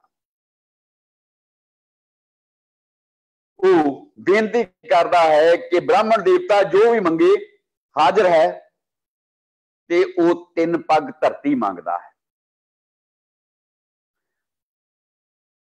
ਅਲਾਉ ਆਗਿਆ ਮਿਲ ਜਾਂਦੀ ਹੈ। ਵਾਮਨ ਪਹਿਲੇ ਪੱਗ ਨਾਲ, ਪਹਿਲੇ ਪੈਰ ਨਾਲ ਸਾਰੀ ਧਰਤੀ ਮਿਲ ਲੈਂਦਾ ਹੈ, ਦੂਜੇ ਪੈਰ ਨਾਲ ਅਸਮਾਨ ਮਿਲ ਲੈਂਦਾ ਹੈ ਤੇ ਫਿਰ ਮੁਸਕਰਾ ਕੇ ਬਲੀ ਵੱਲ ਵੇਖਦਾ ਹੈ ਅਤੇ ਕਹਿੰਦਾ ਹੈ ਕਿ हे ਬਲੀ, ਤੂੰ ਆਪਣੇ ਬਚਨਾਂ ਤੋਂ ਫਿਰ ਗਿਆ। ਤੀਸਰਾ ਪੱਗ ਤੇ ਉਸ ਵੇਲੇ ਮੰਨਿਆ ਜਾਂਦਾ ਹੈ ਕਿ ਬਲੀ ਦੋਵੇਂ ਮਾਵਾਂ ਚੌੜੀਆਂ ਕਰਕੇ ਕਹਿੰਦਾ ਹੈ ਕਿ ਬਲੀ ਕਦੀ ਵੀ ਆਪਣੇ ਦਿੱਤੇ ਕੌਲ ਤੋਂ ਮੁਨਕਰ ਨਹੀਂ ਹੋਏਗਾ। ਹੁਣ ਤੀਜਾ ਪੈਰ ਜਿਹੜਾ ਹੈ ਉਹ ਮੇਰੀ ਛਾਤੀ ਤੇ ਰੱਖ, ਅੱਜ ਤੋਂ ਬਾਅਦ ਮੈਂ ਤੇਰਾ ਗੁਲਾਮ ਹੋਇਆ। ਤੇ ਹਿੰਦੂ ਧਰਮ ਦੇ ਵਿੱਚ ਇਹ ਮੰਨਿਆ ਜਾਂਦਾ ਹੈ ਕਿ ਉਸ ਦਾ ਇਹ ਬਲੀਦਾਨ ਵੇਖ ਕੇ ਜਿਹੜੇ ਦੇਵਤੇ ਸੀ ਉਹ ਵੀ ਖੁਸ਼ ਹੋਏ ਅਤੇ ਉਹਨਾਂ ਨੇ ਉਸ ਨੂੰ ਅੰਬਰ ਦਾ ਰਾਜਾ ਬਣਾ ਦਿੱਤਾ। ਸੋ ਬਲੀ ਦੇ ਇਸ ਅਦੁੱਤੀ ਦਾਨ ਤੋਂ ਭਾਰਤੀ ਧਰਮ ਦਰਸ਼ਨ ਵਿੱਚ ਬਲੀਦਾਨ ਦਾ ਸੰਕਲਪ ਜਿਹੜਾ ਹੈ ਉਹ ਰੂਪਮਾਨ ਹੁੰਦਾ ਹੈ, ਪਰ ਬਲੀਦਾਨ ਦਾ ਇਹ ਰੂਪ ਕਿਸੇ ਵੀ ਤਰ੍ਹਾਂ ਸ਼ਹਾਦਤ ਦੇ ਸੰਕਲਪ ਦੇ ਤੁਲ ਜਾਂ ਬਰਾਬਰ ਨਹੀਂ ਗਿਣਿਆ ਜਾ ਸਕਦਾ। ਹਿੰਦੁਸਤਾਨ ਦੀ ਧਰਤੀ ਤੇ 1469 ਵਿੱਚ ਸੱਚੇ ਪਾਤਸ਼ਾਹ ਹਜ਼ੂਰ ਗੁਰੂ ਨਾਨਕ ਜੀ ਦਾ ਪ੍ਰਕਾਸ਼ ਹੁੰਦਾ ਹੈ ਅਤੇ ਉਹਨਾਂ ਦੇ ਆਗਮਨ ਦੇ ਨਾਲ ਇਸ ਧਰਤ ਉੱਤੇ ਇੱਕ ਨਵੀਂ ਕੌਮੀਅਤ, ਇੱਕ ਨਵੇਂ ਧਰਮ ਦੀ ਨੀਂਹ ਰੱਖੀ ਜਾਂਦੀ ਹੈ। ਮਿੱਤਰ ਜਨੋ, ਇੱਕ ਬਹੁਤ ਹੀ ਅਹਿਮ ਪਹਿਲੂ ਹੈ, ਆਪਾਂ ਇੱਥੇ ਉਹਨੂੰ ਵੇਖਦੇ ਹੋਏ ਅੱਗੇ ਸ਼ਹਾਦਤ ਵੱਲ ਵਧਾਂਗੇ ਕਿ ਧਰਮਾਂ ਦੇ ਸੰਕਲਪ ਦਾ ਇੱਕ ਚੈਪਟਰ ਹੈ। ਜੇ ਯੂਐਨਓ ਦੀ ਟਰਮੀਨੋਲੋਜੀ ਵੇਖੋਗੇ, ਉਹਨਾਂ ਦਾ ਸਿਧਾਂਤ ਵੇਖੋਗੇ, ਉਹਦੇ ਵਿੱਚ ਇਹ ਮੈਂਸ਼ਨ ਕੀਤਾ ਹੈ ਕਿ ਕੌਮ ਅਤੇ ਧਰਮ ਦੀ ਜਿਹੜੀ ਆਇਡੈਂਟੀਟੀ ਹੈ ਉਹ ਕਿਹੜੇ ਤੱਤਾਂ ਦੇ ਨਾਲ ਰੂਪਮਾਨ ਹੁੰਦੀ ਹੈ। ਮੈਂ ਅਕਸਰ ਬਹੁਤ ਵਾਰ ਇਹ ਗੱਲ ਦਾ ਜ਼ਿਕਰ ਕੀਤਾ ਹੈ ਕਿ ਉਹਦੇ ਵਿੱਚ 5 ਤੱਤ ਜਿਹੜੇ ਨੇ, 5 ਐਲੀਮੈਂਟ ਨੇ, ਉਹਨਾਂ ਨੇ ਰੂਪਮਾਨ ਕਰਨ ਦਾ ਯਤਨ ਕੀਤੇ ਨੇ ਕਿ ਜਿਸ ਫਿਰਕੇ ਕੋਲ ਵੀ ਇਹ 5 ਐਲੀਮੈਂਟ ਨੇ ਉਹ ਕਿਸੇ ਧਰਮ ਦਾ ਹਿੱਸਾ ਨਹੀਂ ਹੈ, ਉਹ ਧਰਮ ਸੰਪਰਦਾ ਨਹੀਂ ਹੈ, ਉਹ ਧਰਮ ਲਹਿਰ ਨਹੀਂ ਹੈ, ਉਹ ਵੱਖਰੀ ਆਇਡੈਂਟੀਟੀ ਹੈ। ਇੱਥੇ ਮੈਂ ਤੁਹਾਡੇ ਮਾਧਿਅਮ ਰਾਹੀਂ ਮੈਂਸ਼ਨ ਕਰਾਂ ਕਿ ਜਿਹੜਾ ਸਿੱਖੀਜ਼ਮ ਹੈ ਉਸ ਦਾ ਸਲੋਗਨ ਇਹ ਹੈ ਕਿ ਨਾਨਕ ਨਾਮ ਚੜ੍ਹਦੀ ਕਲਾ, ਤੇਰੇ ਭਾਣੇ ਸਰਬੱਤ ਦਾ ਭਲਾ। ਤੇ ਬਾਣੀ ਦਾ ਇਹ ਹੁਕਮ ਵੀ ਹੈ ਕਿ ਜਿਤ ਦੁਆਰੇ ਉਭਰੈ ਤਿੱਤੇ ਲਿਹੋ ਆਭਾਰ ਜੀਓ, ਕਿ ਅਸੀਂ ਸਾਰਿਆਂ ਨੂੰ ਨਮੋ ਕਰਦੇ ਹਾਂ। ਵੇਦ ਕਤੇਬ ਕਹੋ ਮਤ ਝੂਠੇ, ਝੂਠਾ ਜੋ ਨਾ ਵਿਚਾਰੇ। ਪਰ ਇਸ ਦੇ ਬਾਵਜੂਦ ਜਿਹੜਾ ਹੈ ਸਿੱਖ ਧਰਮ ਅਤੇ ਸਿੱਖ ਕੌਮ ਦੀ ਇੱਕ ਆਪਣੀ ਵੱਖਰੀ ਆਇਡੈਂਟੀਟੀ ਹੈ। ਸੋ ਮੈਂਸ਼ਨ ਉੱਥੇ ਕੀ ਕੀਤਾ ਹੈ ਕਿ ਕੀ ਇਸ ਫਿਰਕੇ ਦੇ ਕੋਲ अपनी पैगंबरी अजमत का इंडिपेंडेंट इतिहास है। सिखिज्म नाल वेखण दा जतन करो। इत्थे गुरु नानक सच्चे पातशाह की आमद दे नाल पैगंबरी अजमत का जिहड़ा पहला प्रश्न है वो सॉल्व होंदा है अते 9 उन्हां दे उत्तराधिकारी ने। ऑलवेज रिमेंबर इट कि साडी पैगंबरी अजमत, साडा धर्मबानी, साडा गुरु पातशाह सच्चे पातशाह हजूर गुरु नानक देव जी ने अते 9 उन्हां दे उत्तराधिकारी ने। दूसरा संकल्प जिहड़ा उन्होंने रूपमान किया है कि की इस संप्रदाय दी, की इस फिरके दी, नॉट संप्रदाय, की इस फिरके दी अपनी लिपि है, गुरमुखी लिपि विद्यमान है।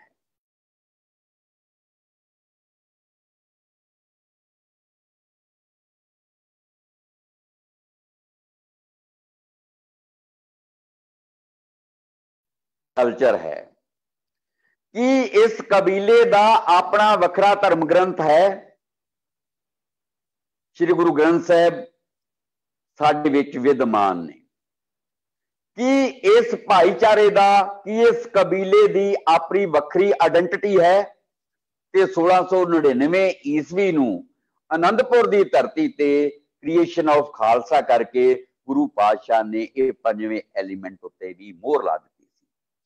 सो गुरु नानक सच्चे पातशाह की आमद दे नाल सिख धर्म का विकास होंदा है, सिख धर्म का विकास होंदा है। दुनिया दे विच सिख धर्म फैलदा है। सिख धर्म दे विच शहादत दे संकल्प नूं बाखूबी उपमान कीता है अते हिंदुस्तान दे विच जेकर प्रैक्टिस दे विच, ध्यान रखियो क्योंकि बाणी दे विच शहीद अते शहादत शब्द दोवें रूप विद्यमान ने, पर प्रैक्टिस दे विच हिंदुस्तान दे इस भूगोलक खिते उत्ते शहादत दा संकल्प जदों एंटर करदा है ते गुरु अर्जन पातशाह हजूर दे नाम नाल एंटर करदा है। हिंदुस्तान दी धरती दा पहला शहीद जिहड़ा है वो गुरु अर्जन देव सच्चे पातशाह हजूर ने अते शहादत दा संकल्प प्रैक्टिस दे विच 1606 नूं लाहौर दे स्थान ते पातशाह दी शहादत दे नाल रूपमान हो जाता है। हुण इत्थे वेखण दा यतन करो, बड़ा खूबसूरत पहलू है ते दुनिया दे विच जिहड़ी सिखिज्म दे विच शहादत दे संकल्प दी डिस्टिंक्शन है वो अपने आप रूपमान हो जाएगी। कोई भरम ही नहीं रहेगा, कोई भुलेखा ही नहीं रहेगा। ते ये गल जिहड़ी है, मैं नॉट बीइंग ए सिख, क्योंकि सिख तौर पर मैं गल करूंगा तो तुसीं समझोगे कि मैं बायस्ड होकर गल कर रहा। Being a student of religion, मैं इत्थे विद्यार्थी होने के नाते, धर्म का विद्यार्थी होने के नाते तुहाडे नाल ये गल साझी करदिआं ये फख्र महसूस करदा कि सिख धर्म दे विच शहादत दे स्वरूप दी, शहादत दे जिहड़े रूप दी जिहड़ी नेचर है, उहदा जिहड़ा स्वरूप है वो दूजियां नालों डिफरेंट है। वो डिफरेंट की है, बहुत गौर नाल वेखण दा यतन करो कि एक सेंटेंस कि सिख धर्म दे विच शहीद वो है, सिख धर्म दे विच शहीद वो है जिहड़ा ना केवल अपने सच लई, ध्यान दिओ, जिहड़ा ना केवल अपने सच लई सगों दूसरे दे सच लई भी जिंदगी अते मौत नूं इक्को जिहा समझदा है। विद्वान दोस्तों, मैं फिर दोहराउणा कि ना केवल अपने सच लई सगों दूजे दे सच लई भी जिंदगी अते मौत नूं इक्को जिहा समझना। इहदे विच मैं तुहानूं 2 उदाहरणां दे के रूपमान करन दा यतन करूंगा कि अपने सच लई अते दूजे दे सच दा भेद की है, अते नाल ही सिੱਖੀ दा एक जिहड़ा नवेकला कंसेप्ट है वो भी तुहाडे सामने आप महारे रूपमान हो जाएगा। सम्मति असम्मति जिहड़ी है वो हमेशा बनी रहिंदी है कि वो रूप की है कि सिੱਖिज्म दे विच केवल जान कुर्बान कर देना ही, अपनी जान निशावर कर देना ही, अपनी देही तो मुक्त हो जाना ही शहादत नहीं है। सिੱਖिज्म दे विच जिंदा शहीद दा कंसेप्ट भी है। ਤੇ ਇਹ ਜਿੰਦਾ ਸ਼ਹੀਦ ਦਾ ਕਨਸੈਪਟ ਜਿਹੜਾ ਹੈ ਉਹ 1704 ਨੂੰ ਗੁਰੂ ਗੋਬਿੰਦ ਸਿੰਘ ਸੱਚੇ ਪਾਤਸ਼ਾਹ ਹਜ਼ੂਰ ਦੇ ਮਹਾਬਚਨਾਂ ਦੇ ਨਾਲ ਇਸ ਸੰਸਾਰ ਵਿੱਚ ਹੋਂਦ ਵਿੱਚ ਆਇਆ। ਸੋ ਸਭ ਤੋਂ ਪਹਿਲਾਂ ਤੇ ਆਪਾਂ ਵੇਖਣ ਦਾ ਯਤਨ ਕਰੀਏ ਕਿ ਨਾ ਕੇਵਲ ਆਪਣੇ ਸੱਚ ਲਈ ਸਗੋਂ ਦੂਜੇ ਦੇ ਸੱਚ ਲਈ ਵੀ ਜ਼ਿੰਦਗੀ ਅਤੇ ਮੌਤ ਨੂੰ ਇੱਕੋ ਜਿਹਾ ਸਮਝਣਾ। ਤੁਸੀਂ ਗੁਰੂ ਅਰਜਨ ਦੇਵ ਜੀ ਦੀ ਸ਼ਹਾਦਤ ਉੱਤੇ ਨਿਗਾਹ ਮਾਰਨ ਦਾ ਯਤਨ ਕਰੋ। ਗੁਰੂ ਅਰਜਨ ਦੇਵ ਜੀ ਦੀ ਸ਼ਹਾਦਤ ਦੇ ਅਨੇਕਾਂ ਕਾਰਨ ਨੇ, ਆਪਾਂ ਡਿਸਕਸ ਕਰ ਸਕਦੇ ਹਾਂ। ਪਰ ਜੇਕਰ ਤੁਸੀਂ ਗੁਰੂ ਅਰਜਨ ਦੇਵ ਜੀ ਦੀ ਸ਼ਹਾਦਤ ਦੇ ਤਤਕਾਲੀਨ ਕਾਰਜ ਦਾ ਨਿਰੀਖਣ ਕਰਨ ਦਾ ਯਤਨ ਕਰੋ, ਜਿਸ ਨੂੰ ਅੰਕਿਤ ਕੀਤਾ ਹੋਇਆ ਹੈ ਜਹਾਂਗੀਰ ਦੇ ਤੁਜਕੇ ਜਹਾਂਗੀਰ ਦੇ ਵਿੱਚ, ਅਤੇ ਜੋ ਦੋਸ਼ ਆਇਦ ਕੀਤੇ ਪਾਤਸ਼ਾਹ ਦੇ ਉਸ ਫਰਮਾਨ ਦੇ ਵਿੱਚ ਕਿ ਇਸ ਹਕੀਰ ਮਨੁੱਖ ਨੇ, ਬੜਾ ਨਫ਼ਰਤ ਵਾਲਾ ਸ਼ਬਦ ਹੈ, ਕਿ ਇਸ ਹਕੀਰ ਮਨੁੱਖ ਨੇ ਖੁਸਰੋ ਦੇ ਮੱਥੇ ਤੇ ਟਿੱਕਾ ਲਾਇਆ, ਉਸ ਨੂੰ ਲੰਗਰ ਛਕਾਇਆ, ਉਸ ਨੂੰ ਸਹਾਇਤਾ ਦਾ ਵਚਨ ਦਿੱਤਾ। ਵਿਦਵਾਨ ਦੋਸਤੋ ਗੌਰ ਕਰੋ ਕਿ ਖੁਸਰੋ ਕੌਣ ਹੈ। ਖੁਸਰੋ ਜਹਾਂਗੀਰ ਦਾ ਬੇਟਾ ਹੈ, ਧਰਮ ਵਜੋਂ ਮੁਸਲਮਾਨ ਹੈ। ਇਹ ਬਹੁਤ ਕਲੀਅਰ ਹੈ ਕਿ ਉਹ ਲਿਬਰਲ ਹੈ। ਗੁਰੂ ਘਰ ਆਉਂਦਾ ਹੈ ਕਿਉਂਕਿ ਗੁਰੂ ਘਰ ਜਿਹੜਾ ਹੈ ਉਹ ਸਰਬੱਤਰ ਲਈ ਹੈ। ਗੁਰੂ ਘਰ ਆਉਂਦਾ ਹੈ, ਗੁਰੂ ਪਾਤਸ਼ਾਹ ਨੂੰ ਨਮਸਕਾਰ ਕਰਦਾ ਹੈ, ਅਸੀਸ ਲੈਂਦਾ ਹੈ। ਗੁਰੂ ਘਰ ਕੋਈ ਵੀ ਆ ਸਕਦਾ ਹੈ, ਨਮਸਕਾਰ ਕਰ ਸਕਦਾ ਹੈ, ਅਸੀਸ ਲੈ ਸਕਦਾ ਹੈ, ਲੰਗਰ ਛਕਦਾ ਹੈ ਤੇ ਅਫਗਾਨਿਸਤਾਨ ਵੱਲ ਨੂੰ ਚਾਲੇ ਪਾ ਦਿੰਦਾ ਹੈ। ਰਾਹ 'ਚ ਫੜਿਆ ਜਾਂਦਾ ਹੈ ਅਤੇ ਕੁਝ ਦਿਨਾਂ ਬਾਅਦ ਜਦੋਂ ਇਹ ਪਤਾ ਲੱਗਦਾ ਹੈ ਕਿ ਇਸ ਨੇ ਗੁਰੂ ਅਰਜਨ ਪਾਤਸ਼ਾਹ ਦੇ ਕੋਲੋਂ ਲੰਗਰ ਛਕਿਆ, ਅਸੀਸ ਲਈ, ਅਤੇ ਗੁਰੂ ਅਰਜਨ ਪਾਤਸ਼ਾਹ ਦੇ ਉੱਤੇ ਇਹ ਦੋਸ਼ ਆਇਦ ਕਰ ਦਿੱਤਾ ਕਿ ਗੁਰੂ ਪਾਤਸ਼ਾਹ ਨੇ ਉਸ ਨੂੰ ਅਸਿਸਟ ਕੀਤਾ ਹੈ। ਫਲਸਰੂਪ ਫਰਮਾਨ ਜਾਰੀ ਹੁੰਦਾ ਹੈ, ਗੁਰੂ ਪਾਤਸ਼ਾਹ ਨੂੰ ਸ਼ਹੀਦ ਕਰ ਦਿੱਤਾ ਜਾਂਦਾ ਹੈ। ਹੁਣ ਇੱਥੇ ਜਿਹੜਾ ਵੇਖਣ ਵਾਲੀ ਗੱਲ ਹੈ ਕਿ ਗੁਰੂ ਅਰਜਨ ਪਾਤਸ਼ਾਹ ਨਾ ਮੁਸਲਮਾਨ ਨੇ, ਨਾ ਉਹਨਾਂ ਦਾ ਸੱਚ ਇਸਲਾਮ ਹੈ, ਕਿਉਂਕਿ ਉਹ ਗੁਰੂ ਨਾਨਕ ਦੇ ਸੱਚ ਨਾਲ ਓਤ-ਪੋਤ ਹੋਈ ਪੈਗੰਬਰੀ ਅਜ਼ਮਤ ਹੈ। ਪਰ ਉਹ ਜਾਨ ਨਿਸ਼ਾਵਰ ਕਿਹਦੇ ਲਈ ਕਰ ਰਿਹਾ ਹੈ? ਇਸਲਾਮ ਦੇ ਸੱਚ ਲਈ। ਕਿਉਂਕਿ ਇੱਥੇ ਹੁਣ ਇਸਲਾਮ ਦਾ ਉਹ ਪੈਰੋਕਾਰ ਜਿਹੜਾ ਗੁਰੂ ਪਾਤਸ਼ਾਹ ਕੋ ਆਇਆ ਹੈ ਉਹ ਮਜਲੂਮ ਹੈ, ਅਤੇ ਮਜਲੂਮ ਨੂੰ ਗਲ ਨਾਲ ਲਾਉਣਾ ਸਿੱਖੀ ਦਾ ਪਹਿਲਾ ਅੰਗ ਹੈ।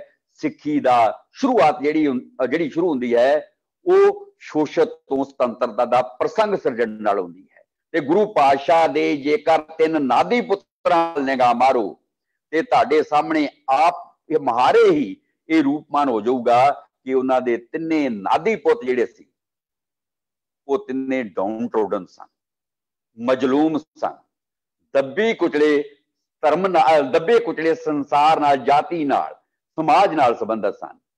ਤੇ ਸੱਚੇ ਪਾਤਸ਼ਾਹ ਹਜ਼ੂਰ ਖੁਸਰੋ ਦੀ ਮਦਦ ਦੇ ਦੋਸ਼ ਨੂੰ ਕਬੂਲਦੇ ਹੋਏ ਆਪਣੀ ਜਾਨ ਕੁਰਬਾਨ ਕਰ ਦਿੰਦੇ ਨੇ ਤੇ ਇੱਥੇ ਸੱਚ ਦਾ ਇਜ਼ਾਦ ਕਰਦੇ।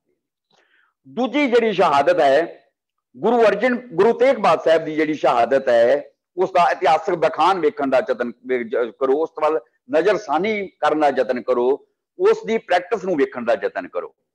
ਤੋ ਤੁਹਾਨੂੰ ਸਾਰਿਆਂ ਨੂੰ ਪਤਾ ਹੈ ਕਿ ਆਨੰਦਪੁਰ ਦੇ ਵਿੱਚ ਦਰਬਾਰ ਹੈ ਤੇ ਕਿਰਪਾ ਚੰਦ ਦੀ ਅਗਵਾਈ ਦੇ ਵਿੱਚ ਬ੍ਰਾਹਮਣ ਆਉਂਦੇ ਨੇ, ਆਪਣੀ ਰਾਖੀ ਲਈ ਬੇਨਤੀ ਕਰਦੇ ਨੇ। ਤੇ ਗੁਰੂ ਪਾਤਸ਼ਾਹ ਨਾ ਧੋਤੀ, ਨਾ ਟਿੱਕਾ, ਨਾ ਜਨੇਊ, ਪਰ ਮਜਲੂਮ ਨੇ ਕਿ ਜਦੋਂ ਮਜਲੂਮ ਗੁਰੂ ਘਰ ਵਿੱਚ ਆਏਗਾ ਤੇ ਕੋਈ ਵੀ ਸਿੱਖ ਜਿਹੜਾ ਹੈ ਉਹਦੇ ਲਈ ਆਪਣੀ ਜਾਨ ਕੁਰਬਾਨ ਕਰ ਦੇਗਾ। ਤੇ ਇਹ ਸਲੋਗਨ ਸਾਡੇ ਇਤਿਹਾਸ ਦੇ ਵਿੱਚ ਪ੍ਰਗਟ ਨੇ ਕਿ ਕਿਵੇਂ ਜਦੋਂ ਅਤਿਆਚਾਰ ਦਾ ਦੌਰ ਸੀ, ਜਦੋਂ ਸਿੱਖ ਗਰੀਲਾ ਵਾਰਫੇਅਰ ਟੈਕਸ ਦੇ ਅਨੁਸਾਰ ਜੰਗਲਾਂ ਯੁੱਧਾਂ ਦੇ ਵਿੱਚ ਜੂਝਦੇ ਸਨ, ਤੇ ਉਸ ਵੇਲੇ ਵੀ ਇਹ ਸਲੋਗਨ ਲੋਕਾਂ ਦੇ ਮੂੰਹ ਵਿੱਚ ਸਨ ਕਿ ਆਏ ਨੇ ਨਿਹੰਗ ਬੂਹਾ ਖੋਲ ਦੋ ਨਿਸ਼ੰਗ। सो ये सारे रूपमान जिहड़े ने, ये सारे कंसेप्ट जिहड़े ने इस गल वल इशारा करते हैं कि सिੱਖੀ ना केवल अपने सच लई सगों दूजे दे सच नूं भी अपने मस्तक दा भाग बनाउंदी है। अते किरपा चंद लई, किरपा चंद दी कम्यूनिटी लई गुरु तेग बहादुर साहब अपने आप नूं पेश करते हैं।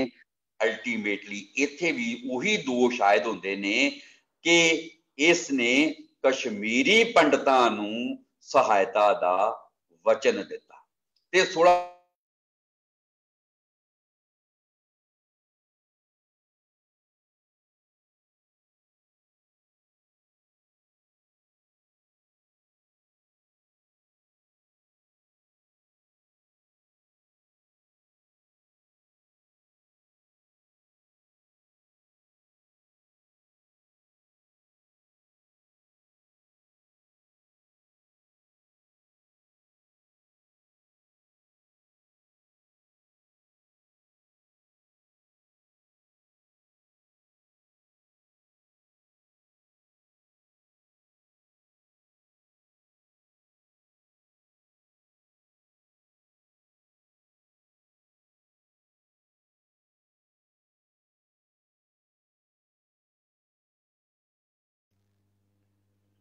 डॉक्टर सर्वजिंदर सिंह जी मेरी आवाज़ सुन रहे ने तो उन्हां दी आवाज़ रुक गई आनी, प्लीज़ एक बारी चेक कर लैन।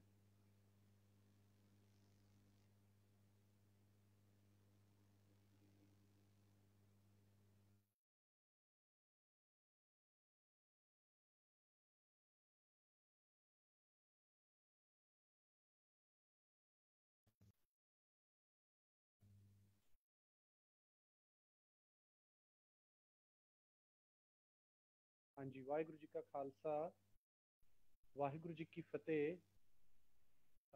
मैनूं लगदा डॉक्टर सर्वजिंदर सिंह उन्हां दे शायद कोई दिक्कत आ गई तो आप बहुत जल्दी वापस डॉक्टर सर्वजिंदर सिंह उन्हां कोल चलदे हैं। डॉक्टर श्रुति नूं बेनती है कि जिवें ही डॉक्टर सर्वजिंदर सिंह हुणी दोबारे लाइव हो जाते हैं वापस तो उन्होंने मेन स्क्रीन के उत्ते लियाउण ताकि अज की जिहड़ी विचार है वो संपूर्ण की जा सके।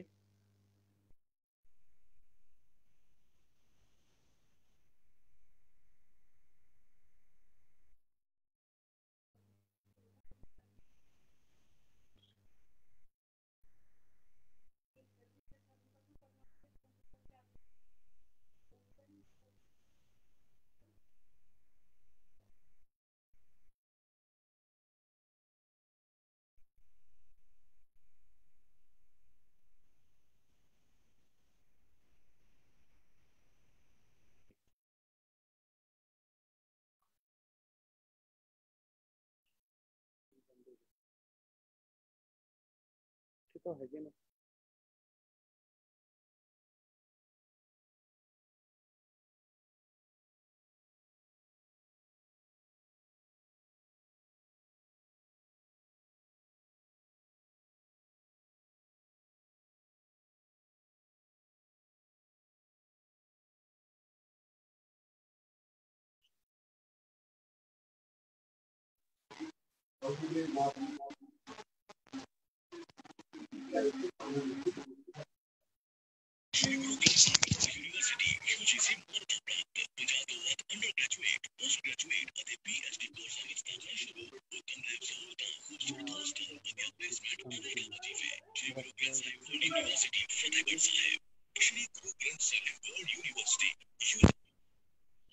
State-of-the-art infrastructure and labs, placement opportunities in MNCs, vibrant and enriching environment. Come to write your success story. Shri Guru Granth Sahib World university UGC मान्यता प्राप्त 50 ਤੋਂ ਵੱਧ ਅੰਡਰ ਗ੍ਰੈਜੂਏਟ, ਪੋਸਟ ਗ੍ਰੈਜੂਏਟ ਅਤੇ PhD ਕੋਰਸਾਂ ਵਿੱਚ ਦਾਖਲਾ ਸ਼ੁਰੂ। ਉੱਤਮ ਲੈਬ ਸਹੂਲਤਾਂ, ਖੂਬਸੂਰਤ ਹੋਸਟਲ, ਵਧੀਆ ਪਲੇਸਮੈਂਟ, ਅਨੇਕਾਂ ਵਜ਼ੀਫੇ। Shri Guru Granth Sahib World University Fatehgarh Sahib. Shri Guru Granth Sahib World University, UGC recognized, offering state-of-the-art infrastructure and labs, placement opportunities in MNCs, vibrant and enriching environment. Come to write your success story.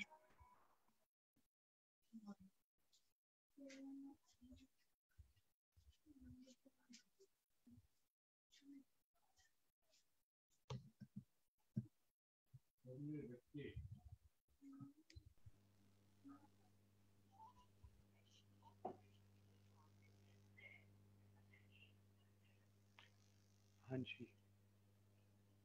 Waheguru ji ਕਾ ਖਾਲਸਾ, ਵਾਹਿਗੁਰੂ ਜੀ ਕੀ ਫਤਿਹ।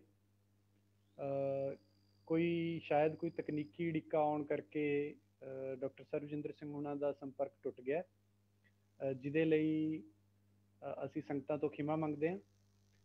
ਮੈਂ ਬੇਨਤੀ ਕਰਦਾ ਸਾਡੇ ਮਾਣਯੋਗ vice chancellor ਸਾਹਿਬ doctor Pritpal Singh ਜੀ ਨੂੰ ਕਿ ਉਹ ਜਿੱਥੇ ਅੱਜ ਦੇ ਸਮਾਗਮ ਦੀ ਉਹਨਾਂ ਨੇ ਪ੍ਰਧਾਨਗੀ ਕਰਨੀ ਹੈ, ਉੱਥੇ ਉਹਨਾਂ ਨੇ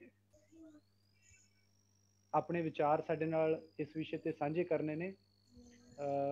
ਵੀਸੀ ਸਾਹਿਬ ਦਾ ਜਿਵੇਂ ਡਾਕਟਰ ਕਿਰਨ ਹੁਣਾਂ ਨੇ ਦੱਸਿਆ ਸੀਗਾ ਕਿ ਬੇਸ਼ੱਕ ਉਹਨਾਂ ਦਾ ਆਪਣਾ ਵਿਸ਼ਾ ਨਹੀਂ ਹੈ ਧਰਮ ਅਧਿਐਨ, ਪਰ ਉਹਨਾਂ ਦਾ ਸਿੱਖੀ ਨਾਲ ਭਾਵਕ ਨਾਤਾ ਬੜਾ ਡੂੰਘਾ ਹੈ ਤੇ ਉਹਨਾਂ ਅੰਦਰ ਸਿੱਖੀ ਦੀ ਜਾਣਨ ਦੀ ਜਿਗਿਆਸਾ ਅਤੇ ਸਿੱਖੀ ਸੰਸਾਰ ਤੱਕ ਪਹੁੰਚਾਉਣ ਦੀ ਜਿਹੜੀ ਪ੍ਰੇਰਨਾ ਹੈ ਉਹ ਬੇਮਿਸਾਲ ਹੈ। ਮੈਂ ਬੇਨਤੀ ਕਰਦਾ ਡਾਕਟਰ ਪ੍ਰਿਤਪਾਲ ਸਿੰਘ ਜੀ ਨੂੰ ਕਿ ਉਹ ਆਉਣ ਅਤੇ ਸੰਗਤਾਂ ਨਾਲ ਆਪਣੇ ਵਿਚਾਰ ਸਾਂਝੇ ਕਰਨ। Doctor Pritpal Singh ji, vice chancellor Sri Guru Granth Sahib World University Fatehgarh ਸਾਹਿਬ।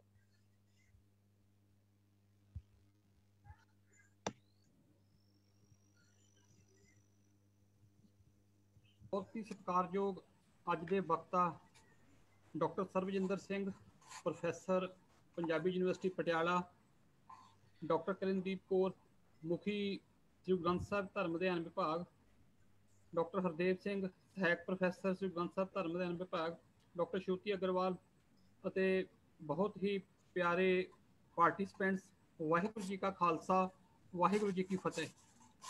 ਡਾਕਟਰ ਸਰਬਜਿੰਦਰ ਸਿੰਘ ਜੀ ਨੇ ਬਹੁਤ ਹੀ ਵਧੀਆ ਤਰੀਕੇ ਦੇ ਨਾਲ ਸ਼ਹਾਦਤ ਦੇ ਕਨਸੈਪਟ ਨੂੰ ਕਿ ਵੱਖ-ਵੱਖ ਧਰਮਾਂ ਦੇ ਵਿੱਚ ਜਾਂ ਵੱਖ-ਵੱਖ ਖਿੱਤਿਆਂ ਦੇ ਵਿੱਚ ਧਰਮ ਜਿਹੜਾ ਸ਼ਹਾਦਤ ਦਾ ਕਨਸੈਪਟ ਆ ਕਿਸ ਤਰ੍ਹਾਂ ਇੰਟਰੋਡਿਊਸ ਹੋਇਆ, ਉਹਦੇ ਬਾਰੇ ਬਹੁਤ ਹੀ ਖੂਬਸੂਰਤੀ ਨਾਲ ਉਹਨਾਂ ਨੇ ਵਰਣਨ ਕੀਤਾ ਹੈ। ਤੇ ਉਸ ਤੋਂ ਬਾਅਦ ਸਿੱਖਾਂ ਦੇ ਵਿੱਚ ਕਿਸ ਤਰ੍ਹਾਂ ਸ਼ਹਾਦਤ ਦਾ ਕਨਸੈਪਟ ਆਇਆ, ਤਾਂ ਇਹ ਵੀ ਬਹੁਤ ਹੀ ਵਧੀਆ ਉਹਨਾਂ ਦਾ ਜਿਹੜਾ ਬੈਕਗਰਾਉਂਡ ਸੀ ਸਾਰੀ ਉਹਨਾਂ ਨੇ ਬਹੁਤ ਹੀ ਵਧੀਆ ਤਰੀਕੇ ਨਾਲ ਐਕਸਪਲੇਨ ਕੀਤੀ ਆ। ਸਾਡੀ ਇੱਛਾ ਸੀ ਕਿ ਉਹ ਹੋਰ ਅੱਗੇ ਇਸ ਟੌਪਿਕ ਤੇ ਵੱਧਦੇ, ਪਰ ਟੈਕਨੀਕਲ ਪ੍ਰੋਬਲਮ ਕਰਕੇ ਉਹ ਸਾਡੇ ਨਾਲ ਡਿਸਕਨੈਕਟ ਹੋ ਗਏ ਆ। ਸੋ ਮੈਂ ਕੁਝ ਕੁ ਗੱਲਾਂ, ਕਿਉਂਕਿ ਮੇਰਾ ਵਿਸ਼ਾ ਨਹੀਂ ਹੈ ਧਰਮ ਅਧਿਐਨ ਦਾ, ਮੇਰਾ ਆਪਣਾ ਵਿਸ਼ਾ ਸਾਇੰਸ ਦਾ ਹੈ, ਪਰ ਫਿਰ ਵੀ ਜੋ ਥੋੜਾ ਬਹੁਤ ਮੈਨੂੰ ਨੌਲੇਜ ਹੈ ਜਾਂ ਤਾਂ ਉਹ ਮੈਂ ਆਪਣੇ ਨਾਲ ਤੁਹਾਡੇ ਨਾਲ ਸ਼ੇਅਰ ਕਰਨੀ ਚਾਹਾਂਗਾ। ਸੋ ਜਿਸ ਤਰ੍ਹਾਂ ਡਾਕਟਰ ਸਰਬਜਿੰਦਰ ਸਿੰਘ ਜੀ ਨੇ ਦੱਸਿਆ ਹੈ ਕਿ ਦੁਨੀਆ ਦੇ ਵੱਖ-ਵੱਖ ਧਰਮ, ਵੱਖ-ਵੱਖ ਸੱਭਿਆਚਾਰ ਅਤੇ ਰਾਜਸੀ ਪ੍ਰਬੰਧ ਸ਼ਹਾਦਤ ਦੀ ਆਪਣੀ ਆਪਣੀ ਡੈਫੀਨੇਸ਼ਨ ਦਿੰਦੇ ਹਨ। ਜਿਸ ਤਰ੍ਹਾਂ ਉਹਨਾਂ ਨੇ ਮੁਸਲਿਮ ਦੇ ਵਿੱਚ ਦੱਸਿਆ ਕਿ ਕੋਈ ਲੜਾਈ ਦੇ ਵਿੱਚ ਕਿਸੇ ਗੈਰ ਮੁਸਲਮਾਨ ਨਾਲ ਲੜਦਾ ਮਰ ਜਾਂਦਾ ਹੈ ਤਾਂ ਉਹਨੂੰ ਵੀ ਉਹ ਸ਼ਹੀਦ ਕਹਿੰਦੇ ਆ। ਤਾਂ ਇਸ ਤਰ੍ਹਾਂ ਪੰਜਾਬੀ ਦਾ ਜਿਹੜਾ ਸ਼ਬਦ ਹੈ ਸ਼ਹਾਦਤ, ਇਹ ਅਰਬੀ ਭਾਸ਼ਾ ਦੇ ਸ਼ਹੀਦ ਸ਼ਬਦ ਤੋਂ ਆਇਆ ਹੈ ਤੇ ਜਿਸ ਦਾ ਅੱਖਰੀ ਅਰਥ ਹੈ ਸੱਚੀ ਗਵਾਹੀ। ਜਿਸ ਤਰ੍ਹਾਂ ਡਾਕਟਰ ਸਰਬਜਿੰਦਰ ਸਿੰਘ ਐਕਸਪਲੇਨ ਕਰ ਰਹੇ ਸੀ ਕਿ ਸ਼ਹਾਦਤ ਸ਼ਾਹਿਦ ਵਰਡ ਤੋਂ ਆਇਆ ਹੈ ਪਹਿਲਾਂ, ਤੇ ਇਹਦਾ ਜੋ ਅਰਥ ਹੈ ਉਹ ਵਿਟਨੈਸ ਆਫ ਅਲਟੀਮੇਟ ਰਿਐਲਿਟੀ, ਸੱਚ ਦੀ ਗਵਾਹੀ ਦੇਣਾ। ਗੁਰੂ ਨਾਨਕ ਦੇਵ ਜੀ ਨੇ ਬਾਬਰ ਨੂੰ ਜ਼ਾਬਰ ਕਹਿ ਕੇ ਸਿੱਖ ਸਿਧਾਂਤ ਦਾ ਮਹੱਤਵਪੂਰਨ ਅਮਲ ਸ਼ੁਰੂ ਕੀਤਾ ਸੀ ਤੇ ਗੁਰੂ ਨਾਨਕ ਦੇਵ ਜੀ ਤੋਂ ਲੈ ਕੇ ਗੁਰੂ ਰਾਮਦਾਸ ਜੀ ਤੱਕ ਜੋ ਸਿੱਖ ਧਰਮ ਸੀ ਜਾਂ ਸਿੱਖ ਗੁਰੂ ਸਾਹਿਬਾਨ ਸੀ, ਉਹਦਾ ਕਿਸੇ ਵੀ ਤਰ੍ਹਾਂ ਦਾ ਇਸਲਾਮ ਨਾਲ ਜੋ ਤਤਕਾਲੀਨ ਹਕੂਮਤ ਸੀ ਮੁਗਲ, ਉਹਨਾਂ ਦਾ ਕਿਸੇ ਤਰ੍ਹਾਂ ਦਾ ਵੀ ਕੋਈ ਟਕਰਾਅ ਨਹੀਂ ਸੀ ਹੋਇਆ। ਪਰ ਜਿਵੇਂ ਹੀ ਗੁਰੂ ਅਰਜਨ ਦੇਵ ਜੀ ਦੇ ਸਮੇਂ ਸਿੱਖ ਧਰਮ ਦੀ ਕੌਮੀ ਬਣਤਰ ਅਤੇ ਜਥੇਬੰਦਕ ਅਮਲ ਨਿਖਰਵੇਂ ਰੂਪ ਵਿੱਚ ਸਾਹਮਣੇ ਆਇਆ, ਤਾਂ ਉਸ ਟਾਈਮ ਦੇ ਉੱਤੇ ਗੁਰੂ ਅਰਜਨ ਦੇਵ ਜੀ ਦੀ ਜਿਹੜੀ ਸ਼ਹਾਦਤ ਆ ਉਹ ਲਾਹੌਰ ਵਿਖੇ ਹੋਈ। ਗੁਰੂ ਅਰਜਨ ਦੇਵ ਜੀ ਦੀ ਸ਼ਹਾਦਤ ਤੋਂ ਪਹਿਲਾਂ ਭਾਰਤੀ ਸੰਸਕ੍ਰਿਤੀ ਦੇ ਵਿੱਚ, ਜਿਸ ਤਰ੍ਹਾਂ ਡਾਕਟਰ ਸਰਬਜਿੰਦਰ ਸਿੰਘ ਨੇ ਦੱਸਿਆ ਸੀ ਕਿ ਸ਼ਹਾਦਤ ਸ਼ਬਦ ਨਹੀਂ ਸੀ, ਤੇ ਜਿਹੜਾ ਜੋ ਸ਼ਬਦ ਪ੍ਰਚਲਿਤ ਸੀ ਭਾਰਤੀ ਸੰਸਕ੍ਰਿਤੀ ਦੇ ਵਿੱਚ ਉਹ ਬਲੀਦਾਨ ਸੀ। ਬਲੀਦਾਨ ਜੋ ਸ਼ਬਦ ਆ ਉਹ ਬਲੀ ਦੇ ਵਿੱਚੋਂ ਆਇਆ ਹੈ। ਕਈ ਵਾਰ ਜਿਸ ਤਰ੍ਹਾਂ ਡਾਕਟਰ ਸਰਬਜਿੰਦਰ ਸਿੰਘ ਵੀ ਐਕਸਪਲੇਨ ਕਰ ਰਹੇ ਸੀ ਕਿ ਬਲੀਦਾਨ ਨੂੰ ਅਸੀਂ ਸ਼ਹਾਦਤ ਦੇ ਬਰਾਬਰ ਹੀ ਮੰਨਣ ਦੀ ਕੋਸ਼ਿਸ਼ ਕਰਦੇ ਹਾਂ, ਪਰ ਅਜਿਹਾ ਨਹੀਂ ਹੈ। ਜੋ ਸ਼ਹਾਦਤ ਹੈ, ਸ਼ਹਾਦਤ ਦੇ ਵਿੱਚ ਸੱਚ ਨੂੰ ਸਥਾਪਿਤ ਕਰਨ ਦੀ ਸ਼ਕਤੀ ਹੈ। ਉਹ ਸੱਚ ਬੇਸ਼ੱਕ ਆਪਣੇ ਅਕੀਦੇ ਲਈ ਹੋਵੇ ਜਾਂ ਕਿਸੇ ਹੋਰ ਦੇ ਅਕੀਦੇ ਲਈ ਹੋਵੇ, ਪਰ ਬਲੀਦਾਨ ਹੈ ਜੋ ਕਿ ਬਲੀ ਹੈ, ਬਲੀ ਦਿੱਤੀ ਜਾਂਦੀ ਹੈ ਕਿਸੇ ਹੋਰ ਜਾਨਵਰ ਦੀ ਜਾਂ ਕਿਸੇ ਹੋਰ ਮਨੁੱਖ ਦੀ, जो बलि देने वाला है वो अपने आप ਨੂੰ ਕੁਰਬਾਨ ਨਹੀਂ ਕਰਦਾ। जिस तरह कि शहादत ਦੇ ਵਿੱਚ ਅਸੀਂ सच वास्ते ਜਾਂ ਆਪਣੇ ਅਕੀਦੇ ਵਾਸਤੇ ਜਾਂ ਦੂਜਿਆਂ ਦੇ ਅਕੀਦੇ ਵਾਸਤੇ जो शहादत ਹੁੰਦੀ है वो उस तरह का ਕਨਸੈਪਟ ਬਲੀਦਾਨ ਜਿਹੜਾ ਆ ਉਹਦੇ ਬਰਾਬਰ नहीं हो सकता। इस तरह ਅਸੀਂ ਕਹਿ ਸਕਦੇ ਹਾਂ कि जो शहादत है ਇਹ सच ਨੂੰ कायम ਕਰਨ ਲਈ ਦਿੱਤੀ ਗਈ ਕੁਰਬਾਨੀ ਦੀ ਗਵਾਹੀ है। ਆਪਣੀ ਵਿਆਪਕਤਾ ਕਰਕੇ ਸਿੱਖ ਚਿੰਤਨ ਵਿੱਚ ਸ਼ਹੀਦ ਸ਼ਬਦ ਸਿੱਖ ਨਾਲ ਇੰਨਾ ਜੁੜ ਗਿਆ ਹੈ ਕਿ ਇਸ ਦਾ ਵਿਸ਼ੇਸ਼ਣ ਹੀ ਬਣ ਗਿਆ ਹੈ। ਅਸੀਂ ਰੋਜ਼ ਅਰਦਾਸ ਦੇ ਵਿੱਚ ਜੋ ਸ਼ਹੀਦ ਸਾਡੇ ਸਿੰਘਾਂ ਸਿੰਘਣੀਆਂ ਹੈ ਉਹਨਾਂ ਨੂੰ ਯਾਦ ਕਰਦੇ ਹਾਂ। ਸੋ ਉਹਦਾ ਕਾਰਨ ਹੀ ਇਹ ਹੈ ਕਿ ਸਿੱਖਾਂ ਦੇ ਵਿੱਚ ਜਿਹੜਾ ਸ਼ਹਾਦਤ ਦਾ ਅਮਲ ਆ ਬਹੁਤ ਲੰਬਾ ਹੈ। ਗੁਰੂ ਅਰਜਨ ਦੇਵ ਜੀ ਦੀ ਸ਼ਹਾਦਤ ਤੋਂ ਬਾਅਦ ਗੁਰੂ ਤੇਗ ਬਹਾਦਰ ਜੀ ਦੀ ਸ਼ਹਾਦਤ, ਮਾਤਾ ਗੁਜਰੀ ਦੀ ਸ਼ਹਾਦਤ, ਸਾਹਿਬਜ਼ਾਦਿਆਂ ਦੀ ਸ਼ਹਾਦਤ ਹੋਈ ਤੇ ਅਨੇਕ ਸਿੱਖਾਂ ਦੀ ਸ਼ਹਾਦਤ ਹੋਈ ਅਤੇ ਸਿੱਖਾਂ ਦੀਆਂ ਇਹ ਸ਼ਹਾਦਤਾਂ ਦਾ ਦੌਰ ਉਦੋਂ ਤੱਕ ਚੱਲਦਾ ਰਿਹਾ ਜਦੋਂ ਤੱਕ ਸਿੱਖਾਂ ਨੇ ਆਪਣੀ ਰਾਜਸੀ ਸੱਤਾ ਸਥਾਪਿਤ ਨਹੀਂ ਕਰ ਰਹੀ। ਗੁਰੂ ਸਾਹਿਬ ਨੇ ਅਸੀਂ ਸਾਰੇ ਜਾਣਦੇ ਹਾਂ ਕਿ ਜਦੋਂ ਸਿੱਖੀ ਦਾ ਪ੍ਰਕਾਸ਼ ਹੋਇਆ ਸੀ ਉਸ ਵੇਲੇ ਜੋ ਤਤਕਾਲੀਨ ਮੁਗਲ ਹਕੂਮਤ ਸੀ ਉਹ ਬਹੁਤ ਅਤਿਆਚਾਰ ਕਰ ਰਹੀ ਸੀ ਲੋਕਾਂ ਦੇ ਉੱਤੇ ਅਤੇ ਲੋਕਾਂ ਦੇ ਵਿੱਚ ਬਹੁਤ ਹੀ ਡਰ ਤੇ ਸਹਿਮ ਦਾ ਮਾਹੌਲ ਸੀ। ਤੇ ਇਸੇ ਲਈ ਗੁਰੂ ਸਾਹਿਬ ਨੇ ਮਨੁੱਖ ਨੂੰ ਡਰ ਅਤੇ ਭੈ ਤੋਂ ਮੁਕਤ ਹੋਣ ਲਈ ਨਿਰਭਉ ਅਕਾਲ ਪੁਰਖ ਨੂੰ ਧਿਆਉਣ ਦਾ ਮਾਰਗ ਦੱਸਿਆ ਹੈ। ਜਿਸ ਤਰ੍ਹਾਂ ਗੁਰਬਾਣੀ ਦਾ ਫਰਮਾਨ ਹੈ, ਨਿਰਭਉ ਜਪੈ ਸਗਲ ਭਉ ਮਿਟੈ।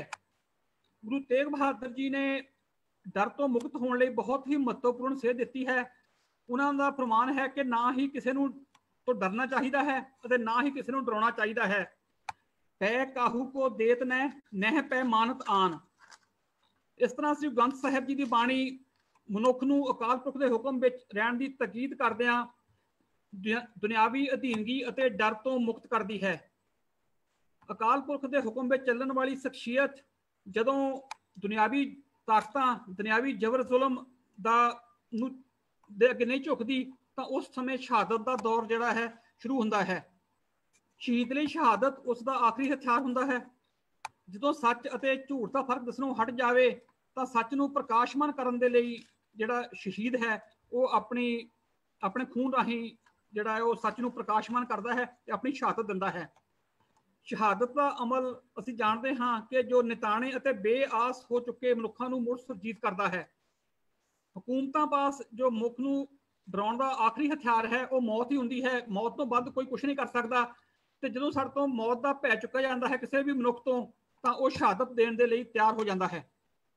ਗੁਰੂ ਅਰਜਨ ਦੇਵ ਜੀ, ਗੁਰੂ ਤੇਗ ਬਹਾਦਰ ਜੀ ਅਤੇ ਸਾਹਿਬਜ਼ਾਦਿਆਂ ਦੀ ਸ਼ਹਾਦਤਾਂ ਪਿੱਛੋਂ ਸਿੱਖ ਪੰਥ ਵਿੱਚ ਪੈਦਾ ਹੋਏ ਜੁਝਾਰੂ ਇਨਕਲਾਬ ਇਸ ਦੀਆਂ ਮੂੰਹ ਬੋਲਦੀਆਂ ਤਸਵੀਰਾਂ ਹਨ ਕਿ ਗੁਰੂ ਅਰਜਨ ਦੇਵ ਜੀ ਦੀ ਸ਼ਹਾਦਤ ਤੋਂ ਬਾਅਦ ਗੁਰੂ ਹਰਗੋਬਿੰਦ ਸਾਹਿਬ ਨੇ ਮੀਰੀ ਪੀਰ ਦੀਆਂ 2 ਤਲਵਾਰਾਂ ਪਹਿਨੀਆਂ, ਮੁਗਲਾਂ ਦੇ ਨਾਲ 4 ਯੁੱਧ ਕੀਤੇ ਔਰ ਚਾਰੇ ਯੁੱਧਾਂ ਦੇ ਵਿੱਚ ਜਿੱਤ ਪ੍ਰਾਪਤ ਕੀਤੀ। ਤੇ ਇਸੇ ਤਰ੍ਹਾਂ ਹੀ ਗੁਰੂ ਤੇਗ ਬਹਾਦਰ ਸਾਹਿਬ ਤੋਂ ਬਾਅਦ ਗੁਰੂ ਗੋਬਿੰਦ ਸਿੰਘ ਜੀ ਨੇ ਜਿੰਨੇ ਵੀ ਯੁੱਧ ਕੀਤੇ, ਚਾਹੇ ਉਹ ਜ਼ੁਲਮ ਦੇ ਖਿਲਾਫ ਯੁੱਧ ਸੀ ਸਾਰੇ, ਚਾਹੇ ਉਹ ਪਹਾੜੀ ਰਾਜਾ ਨਾਲ ਹੋਏ, ਚਾਹੇ ਮੁਗਲਾਂ ਨਾਲ ਹੋਏ, ਸਾਰੇ ਯੁੱਧਾਂ ਦੇ ਵਿੱਚ ਗੁਰੂ ਸਾਹਿਬ ਨੇ ਮੁਗਲਾਂ ਨੂੰ ਮਾਤ ਦਿੱਤੀ। ਤੇ ਉਸ ਤੋਂ ਬਾਅਦ ਬਾਬਾ ਬੰਦਾ ਸਿੰਘ ਬਹਾਦਰ ਜੀ ਆਉਂਦੇ ਆ ਤੇ ਉਹ ਜਿਹੜੇ ਆ ਸਰਹੰਦ ਫਤਿਹ ਕਰਦੇ ਆ।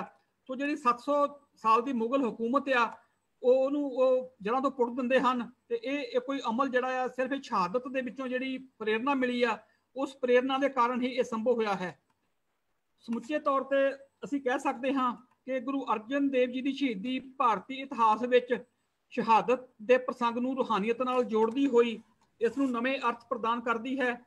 ਇਸੇ ਤਰ੍ਹਾਂ ਅਸੀਂ ਜੇ ਗੱਲ ਕਰਦੇ ਹਾਂ ਬਾਕੀ ਸਿੱਖਾਂ ਦੀ ਸ਼ਹਾਦਤ ਦੀ ਤਾਂ ਬੇਸਿਕਲੀ ਉਹ ਸਿੱਖਾਂ ਦਾ ਜੋ ਗੁਰੂ ਗ੍ਰੰਥ ਸਾਹਿਬ ਦੇ ਵਿੱਚ, ਗੁਰੂ ਸਾਹਿਬ ਦੇ ਵਿੱਚ ਅਟੁੱਟ ਵਿਸ਼ਵਾਸ ਹੈ ਜਾਂ ਪ੍ਰਮਾਤਮਾ ਦੇ ਵਿੱਚ ਅਟੁੱਟ ਵਿਸ਼ਵਾਸ ਹੈ ਜਾਂ ਆਤਮ ਸਮਰਪਣ ਦੀ ਭਾਵਨਾ ਆ, ਉਹਨੂੰ ਉਜਾਗਰ ਕਰਦੀ ਆ ਕਿ ਅਸੀਂ ਕਿਸੇ ਜ਼ਾਲਮ ਦੇ ਅੱਗੇ ਨਹੀਂ ਝੁਕਣਾ, ਬੇਸ਼ੱਕ ਅਸੀਂ ਆਪਣੀ ਜਾਨ ਕੁਰਬਾਨ ਕਰ ਦੇਵਾਂਗੇ।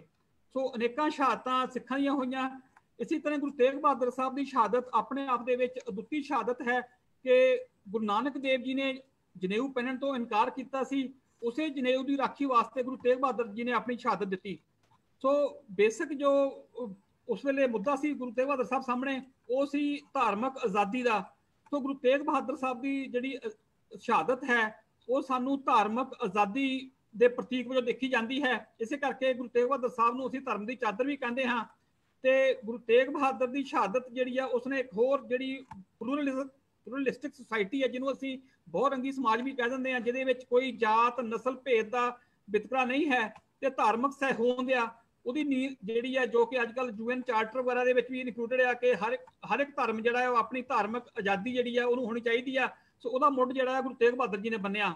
ਸੋ ਵੱਖ-ਵੱਖ ਜੋ ਸਿੱਖਾਂ ਨੇ ਸ਼ਹਾਦਤਾਂ ਦਿੱਤੀਆਂ, ਉਹ ਸ਼ਹਾਦਤਾਂ ਦੇ ਨਾਲ ਜਿਹੜਾ ਆ ਉਹ ਸਿੱਖੀ ਦੇ ਵਿੱਚ ਜਿਹੜਾ ਸਿੱਖੀ ਕਨਸੈਪਟ ਆ ਜਾਂ ਗੁਰੂ ਸਾਹਿਬ ਦੀ ਬਾਣੀ ਆ, ਸੋ ਉਸ ਬਾਣੀ ਦੇ ਉੱਤੇ ਚੱਲਣ ਦਾ ਜਿਹੜਾ ਸਿੱਖਾਂ ਦਾ ਅਮਲ ਆ, ਜੋ ਉਹਨਾਂ ਦਾ ਅਹਿਦ ਆ, ਉਹ ਪ੍ਰਗਟ ਹੁੰਦਾ ਆ।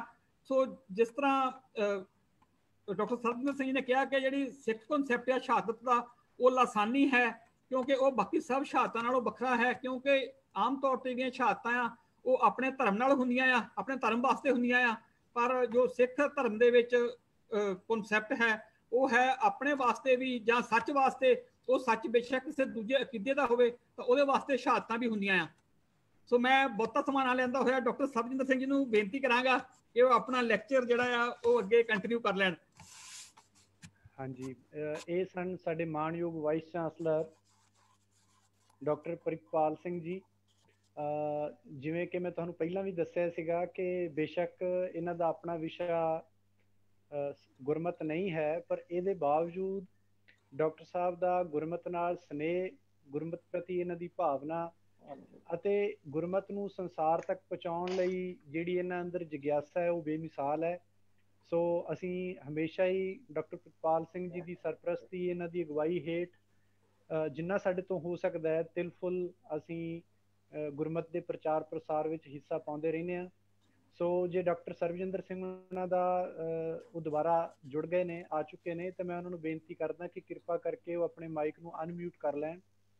ਡਾਕਟਰ ਸਾਹਿਬ ਮੈਨੂੰ ਸੁਣ ਰਹੇ ਹੋ ਜੀ? ਹਾਂ ਸੁਣ ਰਿਹਾ, ਆਪਣੇ ਸੁਣ ਰਿਹਾ ਹਰਦੇਵ ਸਿੰਘ ਜੀ ਸੁਣ ਰਿਹਾ ਮੈਂ ਤੁਹਾਨੂੰ। ਪੀਂਗ ਸਾਡੀ ਵਿਚਾਰ ਦੀ ਚੜ੍ਹ ਗਈ ਅਸਮਾਨੀ, ਤੇ ਪਤਾ ਨਹੀਂ ਕੀ ਨਜ਼ਰ ਲੱਗੀ ਕਿ ਸਾਡੀ ਜਿਹੜਾ ਉਹ ਸੰਪਰਕ ਸੀ ਉਹ ਟੁੱਟ ਗਿਆ। ਤੇ ਕਿਰਪਾ ਕਰਕੇ ਗੱਲ ਆਪਣੀ ਤੁਸੀਂ ਸਿਰੇ ਲਾਓ, ਇਹ ਆਨੰਦ ਨੂੰ ਅੱਗੇ ਕੰਟੀਨਿਊ ਕਰੋ ਪਲੀਜ਼ ਡਾਕਟਰ ਸਰਬਜੀਤ। ਹਾਂ ਮੈਂ thank you doctor Hardev. Vice chancellor ਸਾਹਿਬ ਨੂੰ ਮੈਂ ਸੁਣ ਰਿਹਾ ਸੀ, ਬਾਕਮਾਲ ਬਾਖੂਬੀ। ਮੈਨੂੰ ਪਤਾ ਹੀ ਨਹੀਂ ਲੱਗਾ ਅਸਲ ਦੇ ਵਿੱਚ, ਟਾਈਮ ਮੈਂ ਬਹੁਤ ਜ਼ਿਆਦਾ ਲੈ ਗਿਆ। ਮੈਨੂੰ ਮੁੰਡਿਆਂ ਨੇ ਦੱਸਿਆ, ਮੇਰੇ ਰਿਸਰਚ ਸਕਾਲਰਸ ਨੇ, ਕਿ ਤੁਸੀਂ ਸਰ ਟਾਈਮ ਬਹੁਤ ਜ਼ਿਆਦਾ ਲੈ ਗਏ। ਅਸਲ 'ਚ ਮੇਰੇ ਕੋਲ ਘੜੀ ਨਹੀਂ ਸੀ ਤੇ ਮੈਂ ਆਪਣੀ ਮਸਤੀ ਦੇ ਵਿੱਚ ਬੋਲਦਾ ਰਿਹਾ। ਮੈਂ 5 ਮਿੰਟ ਦੇ ਵਿੱਚ ਹੀ ਗੱਲ ਮੁਕਾ ਦਾਂਗਾ ਕਿਉਂਕਿ ਵਾਈਸ ਚਾਂਸਲਰ ਸਾਹਿਬ ਨੇ ਸੌਖਾ ਕਰ ਦਿੱਤਾ। ਉਹਨਾਂ ਨੇ ਜਿਹੜੀਆਂ ਮੈਂ ਗੱਲਾਂ ਕਹਿਣੀਆਂ ਸੀ ਉਹਨਾਂ ਨੇ ਕਹਿ ਦਿੱਤੀਆਂ। ਮੇਰਾ ਇੱਕ ਲਾਸਟ ਜਿਹੜਾ ਮੈਂ ਅਸਲ ਦੇ ਵਿੱਚ ਜਦੋਂ ਮੈਂ ਪੜ੍ਹਦਾ ਸੀ, ਜਦੋਂ ਮੈਂ ਪਾਠ ਕਰਦਾ ਸੀ ਜਾਂ ਜਦੋਂ ਮੈਂ ਪੜ੍ਹਾਉਂਦਾ ਸੀ, ਤੇ ਰਹੱਸਵਾਦ ਦੇ ਸੰਕਲਪ ਨੂੰ ਸਮਝਣਾ ਉਹ ਥਿਓਰੀਟੀਕਲ ਤੇ ਸਮਝ ਆਉਂਦਾ ਸੀ, ਪਰ ਪ੍ਰੈਕਟੀਕਲ ਜਿਹੜਾ ਸੀ ਉਹ ਮੈਨੂੰ, ਸੱਚੀ ਗੱਲ ਹੈ ਕਿ ਮੈਨੂੰ ਸਮਝ ਨਹੀਂ ਸੀ ਆਇਆ। ਪਰ ਇਹ ਪ੍ਰੈਕਟੀਕਲ ਰੂਪ ਅਸਲ ਦੇ ਵਿੱਚ ਮੈਨੂੰ ਅਨੰਦਪੁਰ ਸਾਹਿਬ ਤੋਂ ਮੁਗਲ ਹਾਕਮਾਂ ਨੂੰ ਲਿਖੇ ਜਿਹੜੇ ਮੁਗਲਿਆ ਖੁਫੀਆ ਤੰਤਰ ਵੱਲੋਂ ਰੋਜ਼ਨਾਮੇ ਸੀ, ਉਹਨਾਂ ਦੇ ਵਿੱਚੋਂ ਰੂਪਮਾਨ ਹੋਇਆ ਕਿ ਅਸਲ ਦੇ ਵਿੱਚ ਰਹੱਸ ਕੀ ਹੁੰਦਾ ਹੈ। ਤੇ ਮੈਂ ਉੱਥੇ ਗੱਲ ਕਰ ਰਿਹਾ ਸੀ, ਮੈਂ ਉੱਥੇ ਆਣ ਕੇ ਉੱਥੇ ਹੀ ਸਮਾਪਨ ਕਰ ਦਾਂਗਾ ਕਿ ਗੁਰੂ ਪਾਤਸ਼ਾਹ ਨੂੰ ਇਨਫੋਰਮੇਸ਼ਨ ਮਿਲਦੀ ਹੈ ਕਿ ਪਾਤਸ਼ਾਹ ਕੇਸਰੀ ਚੰਦ ਰਾਜੇ ਨੇ ਆ ਅਪਸ਼ਬਦ ਬੋਲੇ ਨੇ। ਤੇ ਜਿਵੇਂ ਮੈਂ ਪਹਿਲਾਂ ਤੁਹਾਡੇ ਨਾਲ ਡਿਸਕਸ ਕਰ ਚੁੱਕਾ ਕਿ ਇੱਥੇ 2 ਨਾਂ ਅੰਕਿਤ ਨੇ, ਇੱਕ ਭਾਈ ਯੋਧ ਹੋਰਾਂ ਦਾ ਹੈ, ਇੱਕ ਨਾਂ ਹੋਰ ਹੈ ਜਿਹੜੇ ਮੇਰੇ ਚੇਤਿਆਂ ਚੋਂ ਵਿਸਰ ਗਿਆ। ਤੇ ਕਿਹਾ ਜਾਂਦਾ ਹੈ ਕਿ ਗੁਰੂ ਪਾਤਸ਼ਾਹ ਨੇ ਉਹ ਭਾਈ ਯੋਧ ਦੀਆਂ ਅੱਖਾਂ ਵਿੱਚ ਅੱਖਾਂ ਪਾ ਕੇ ਵੇਖਿਆ, ਬੋਲ ਨਹੀਂ ਹਨ। ਤੇ ਆਪਾਂ ਪਹਿਲਾਂ ਵੀ ਗੱਲ ਕਰ ਚੁੱਕੇ ਹਾਂ ਕਿ ਅਸਲ ਦੇ ਵਿੱਚ ਮੁਹੱਬਤ ਜਦੋਂ ਹੋ ਕੇ ਬੋਲ ਮੁੱਕ ਹੀ ਜਾਂਦੇ ਨੇ, ਮੁਹੱਬਤ ਦੇ ਵਿੱਚ ਬੋਲ ਦੀ ਲੋੜ ਹੀ ਨਹੀਂ ਹੁੰਦੀ, ਕਿਉਂਕਿ ਇਹ ਮੈਂ ਤੋਂ ਤੂੰ ਤੱਕ ਦਾ ਪ੍ਰਸੰਗ ਜਿਹੜਾ ਹੈ ਉਹ ਕਵਰ ਹੋ ਚੁੱਕਾ ਹੁੰਦਾ ਹੈ। ਭਾਈ ਯੋਧ ਉੱਠਿਆ ਅਤੇ ਉਸਨੇ ਕਿਹਾ okay my lord me going and nobody knows where he is going, ਕਿ ਬਾਦਸ਼ਾਹ ਮੈਂ ਚੱਲਿਆ ਹਾਂ, ਕਿਸੇ ਨੂੰ ਨਹੀਂ ਪਤਾ ਕਿ ਕਿੱਧਰ ਚੱਲਿਆ ਹੈ। ਪਾਤਸ਼ਾਹ ਤੇ ਕੁਝ ਬੋਲੇ ਨਹੀਂ। ਭਾਈ ਬਚਿੱਤਰ ਤਿਆਰ ਹੋ ਕੇ ਹੱਥ ਵਿੱਚ ਨਾਗਣੀ ਫੜ ਕੇ ਗੇਟ ਵੱਲ ਨੂੰ, ਕਿਲੇ ਦੇ ਦਰਵਾਜ਼ੇ ਵੱਲ ਨੂੰ ਚੱਲ ਪਿਆ ਹੈ ਤੇ ਪਿੱਛੇ ਭਾਈ ਯੋਧ ਹੈ। ਤੇ ਇਹ ਮੰਨਿਆ ਜਾਂਦਾ ਹੈ, ਜਿਵੇਂ ਅੰਕਿਤ ਹੈ, ਕਿ ਹਾਥੀ ਨੂੰ ਲੈ ਕੇ ਆਉਣ ਦੀ ਜਿਹੜੀ ਅਗਵਾਈ ਕਰ ਰਿਹਾ ਸੀ ਉਹ ਕੇਸਰੀ ਚੰਦ ਰਾਜਾ ਸੀ। ਹੁਣ ਇੱਥੇ ਬੜਾ ਖੂਬਸੂਰਤ ਪਹਿਲੂ ਹੈ ਕਿ ਜਦੋਂ ਹੀ ਯੁੱਧ ਦਾ ਮੈਦਾਨ ਦੇ ਵਿੱਚ ਨਾਗਣੀ ਹਾਥੀ ਦੇ ਮਸਤਕ ਨੂੰ ਚੀਰ ਦਿੰਦੀ ਹੈ ਤੇ ਕੁਦਰਤੀ ਹੈ ਕਿ ਹਾਥੀ ਪਾਰ ਪਿਛਾਂਹ ਨੂੰ ਭੱਜਦਾ ਹੈ ਤੇ ਉਸ ਵੇਲੇ ਕੀ ਹੁੰਦਾ ਹੈ ਕਿ ਭਾਈ ਯੋਧ ਆਪਣੇ ਘੋੜੇ ਨੂੰ ਵੱਡੀ ਲਾ ਕੇ ਬਿਲਕੁਲ ਪੈਕ ਤੇ ਜਾਂਦਾ ਹੈ ਤੇ ਇੱਥੇ ਇੱਕ ਨਿਰਾਲਾ ਇਨਸੀਡੈਂਟ ਵਾਪਰਦਾ ਹੈ। ਸਮੁੱਚੇ ਵਿਦਵਾਨ ਸੱਜਣੋ, ਬੇਸ਼ੱਕ ਇਸ ਨੂੰ ਧਾਰਮਿਕ ਭਾਵਨਾਵਾਂ ਚ ਲੈ ਲਓ, ਪਰ ਮੈਂ ਇਸ ਨੂੰ ਐਜ ਏ ਹਿਸਟੋਰੀਕਲ ਫੈਕਟ ਦੇ ਤੌਰ ਤੇ ਵੇਖਣ ਦਾ ਯਤਨ ਕਰ ਰਿਹਾ। ਇਹ ਭਾਵਕ ਭਾਵਨਾਵਾਂ ਵੀ ਹੈ, ਪਰ ਇਹ ਜਿਹੜਾ ਹਿਸਟੋਰੀਕਲ ਫੈਕਟ ਹੈ ਕਿ ਪਹਿਲੀ ਵਾਰ ਜੰਗੇ ਮੈਦਾਨ ਦੇ ਵਿੱਚ ਕਿਸੇ ਸਿੱਖ ਵੱਲੋਂ ਆਪਣੇ ਦੁਸ਼ਮਣ ਦੀ ਪੱਗ ਉਤਾਰੀ ਗਈ ਹੈ। ਇਹ ਪਹਿਲਾ ਇਨਸੀਡੈਂਟ ਹੈ ਕਿ ਭਾਈ ਯੋਧ ਜਾਂਦਾ ਹੈ, ਕੇਸਰੀ ਚੰਦ ਦੇ ਸਨਮੁਖ ਹੈ ਤੇ ਉੱਤੇ ਹਥਿਆਰ ਨਾਲ ਵਾਰ ਨਹੀਂ ਕਰਦਾ।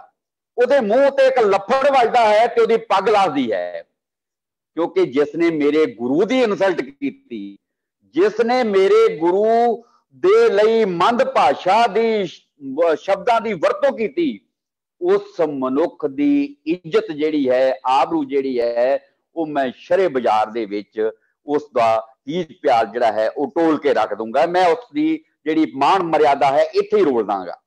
ਸੋ ਪਹਿਲੀ ਵਾਰ ਕੇਸਰੀ ਚੰਦ ਦੇ ਜਿਹੜਾ ਮਸਤਕ ਦੇ ਉਹਦੇ ਗਲ ਦੇ ਚਪੇੜ ਵੱਜਦੀ ਹੈ ਤੇ ਉਸਦੀ ਪੱਗ ਜਾਂਦੀ ਹੈ, ਤੇ ਦੂਜੀ ਵਾਰ ਉਸਦੇ ਵਾਲਾਂ ਤੇ ਹੱਥ ਹੈ ਤੇ ਤੇਗਾ ਜਿਹੜਾ ਹੈ ਉਸ ਦੀ ਧੌਣ ਜਿਹੜੀ ਉਸਦੇ ਸਿਰ ਨਾਲੋਂ ਅਲੱਗ ਕਰ ਲੈਂਦਾ ਹੈ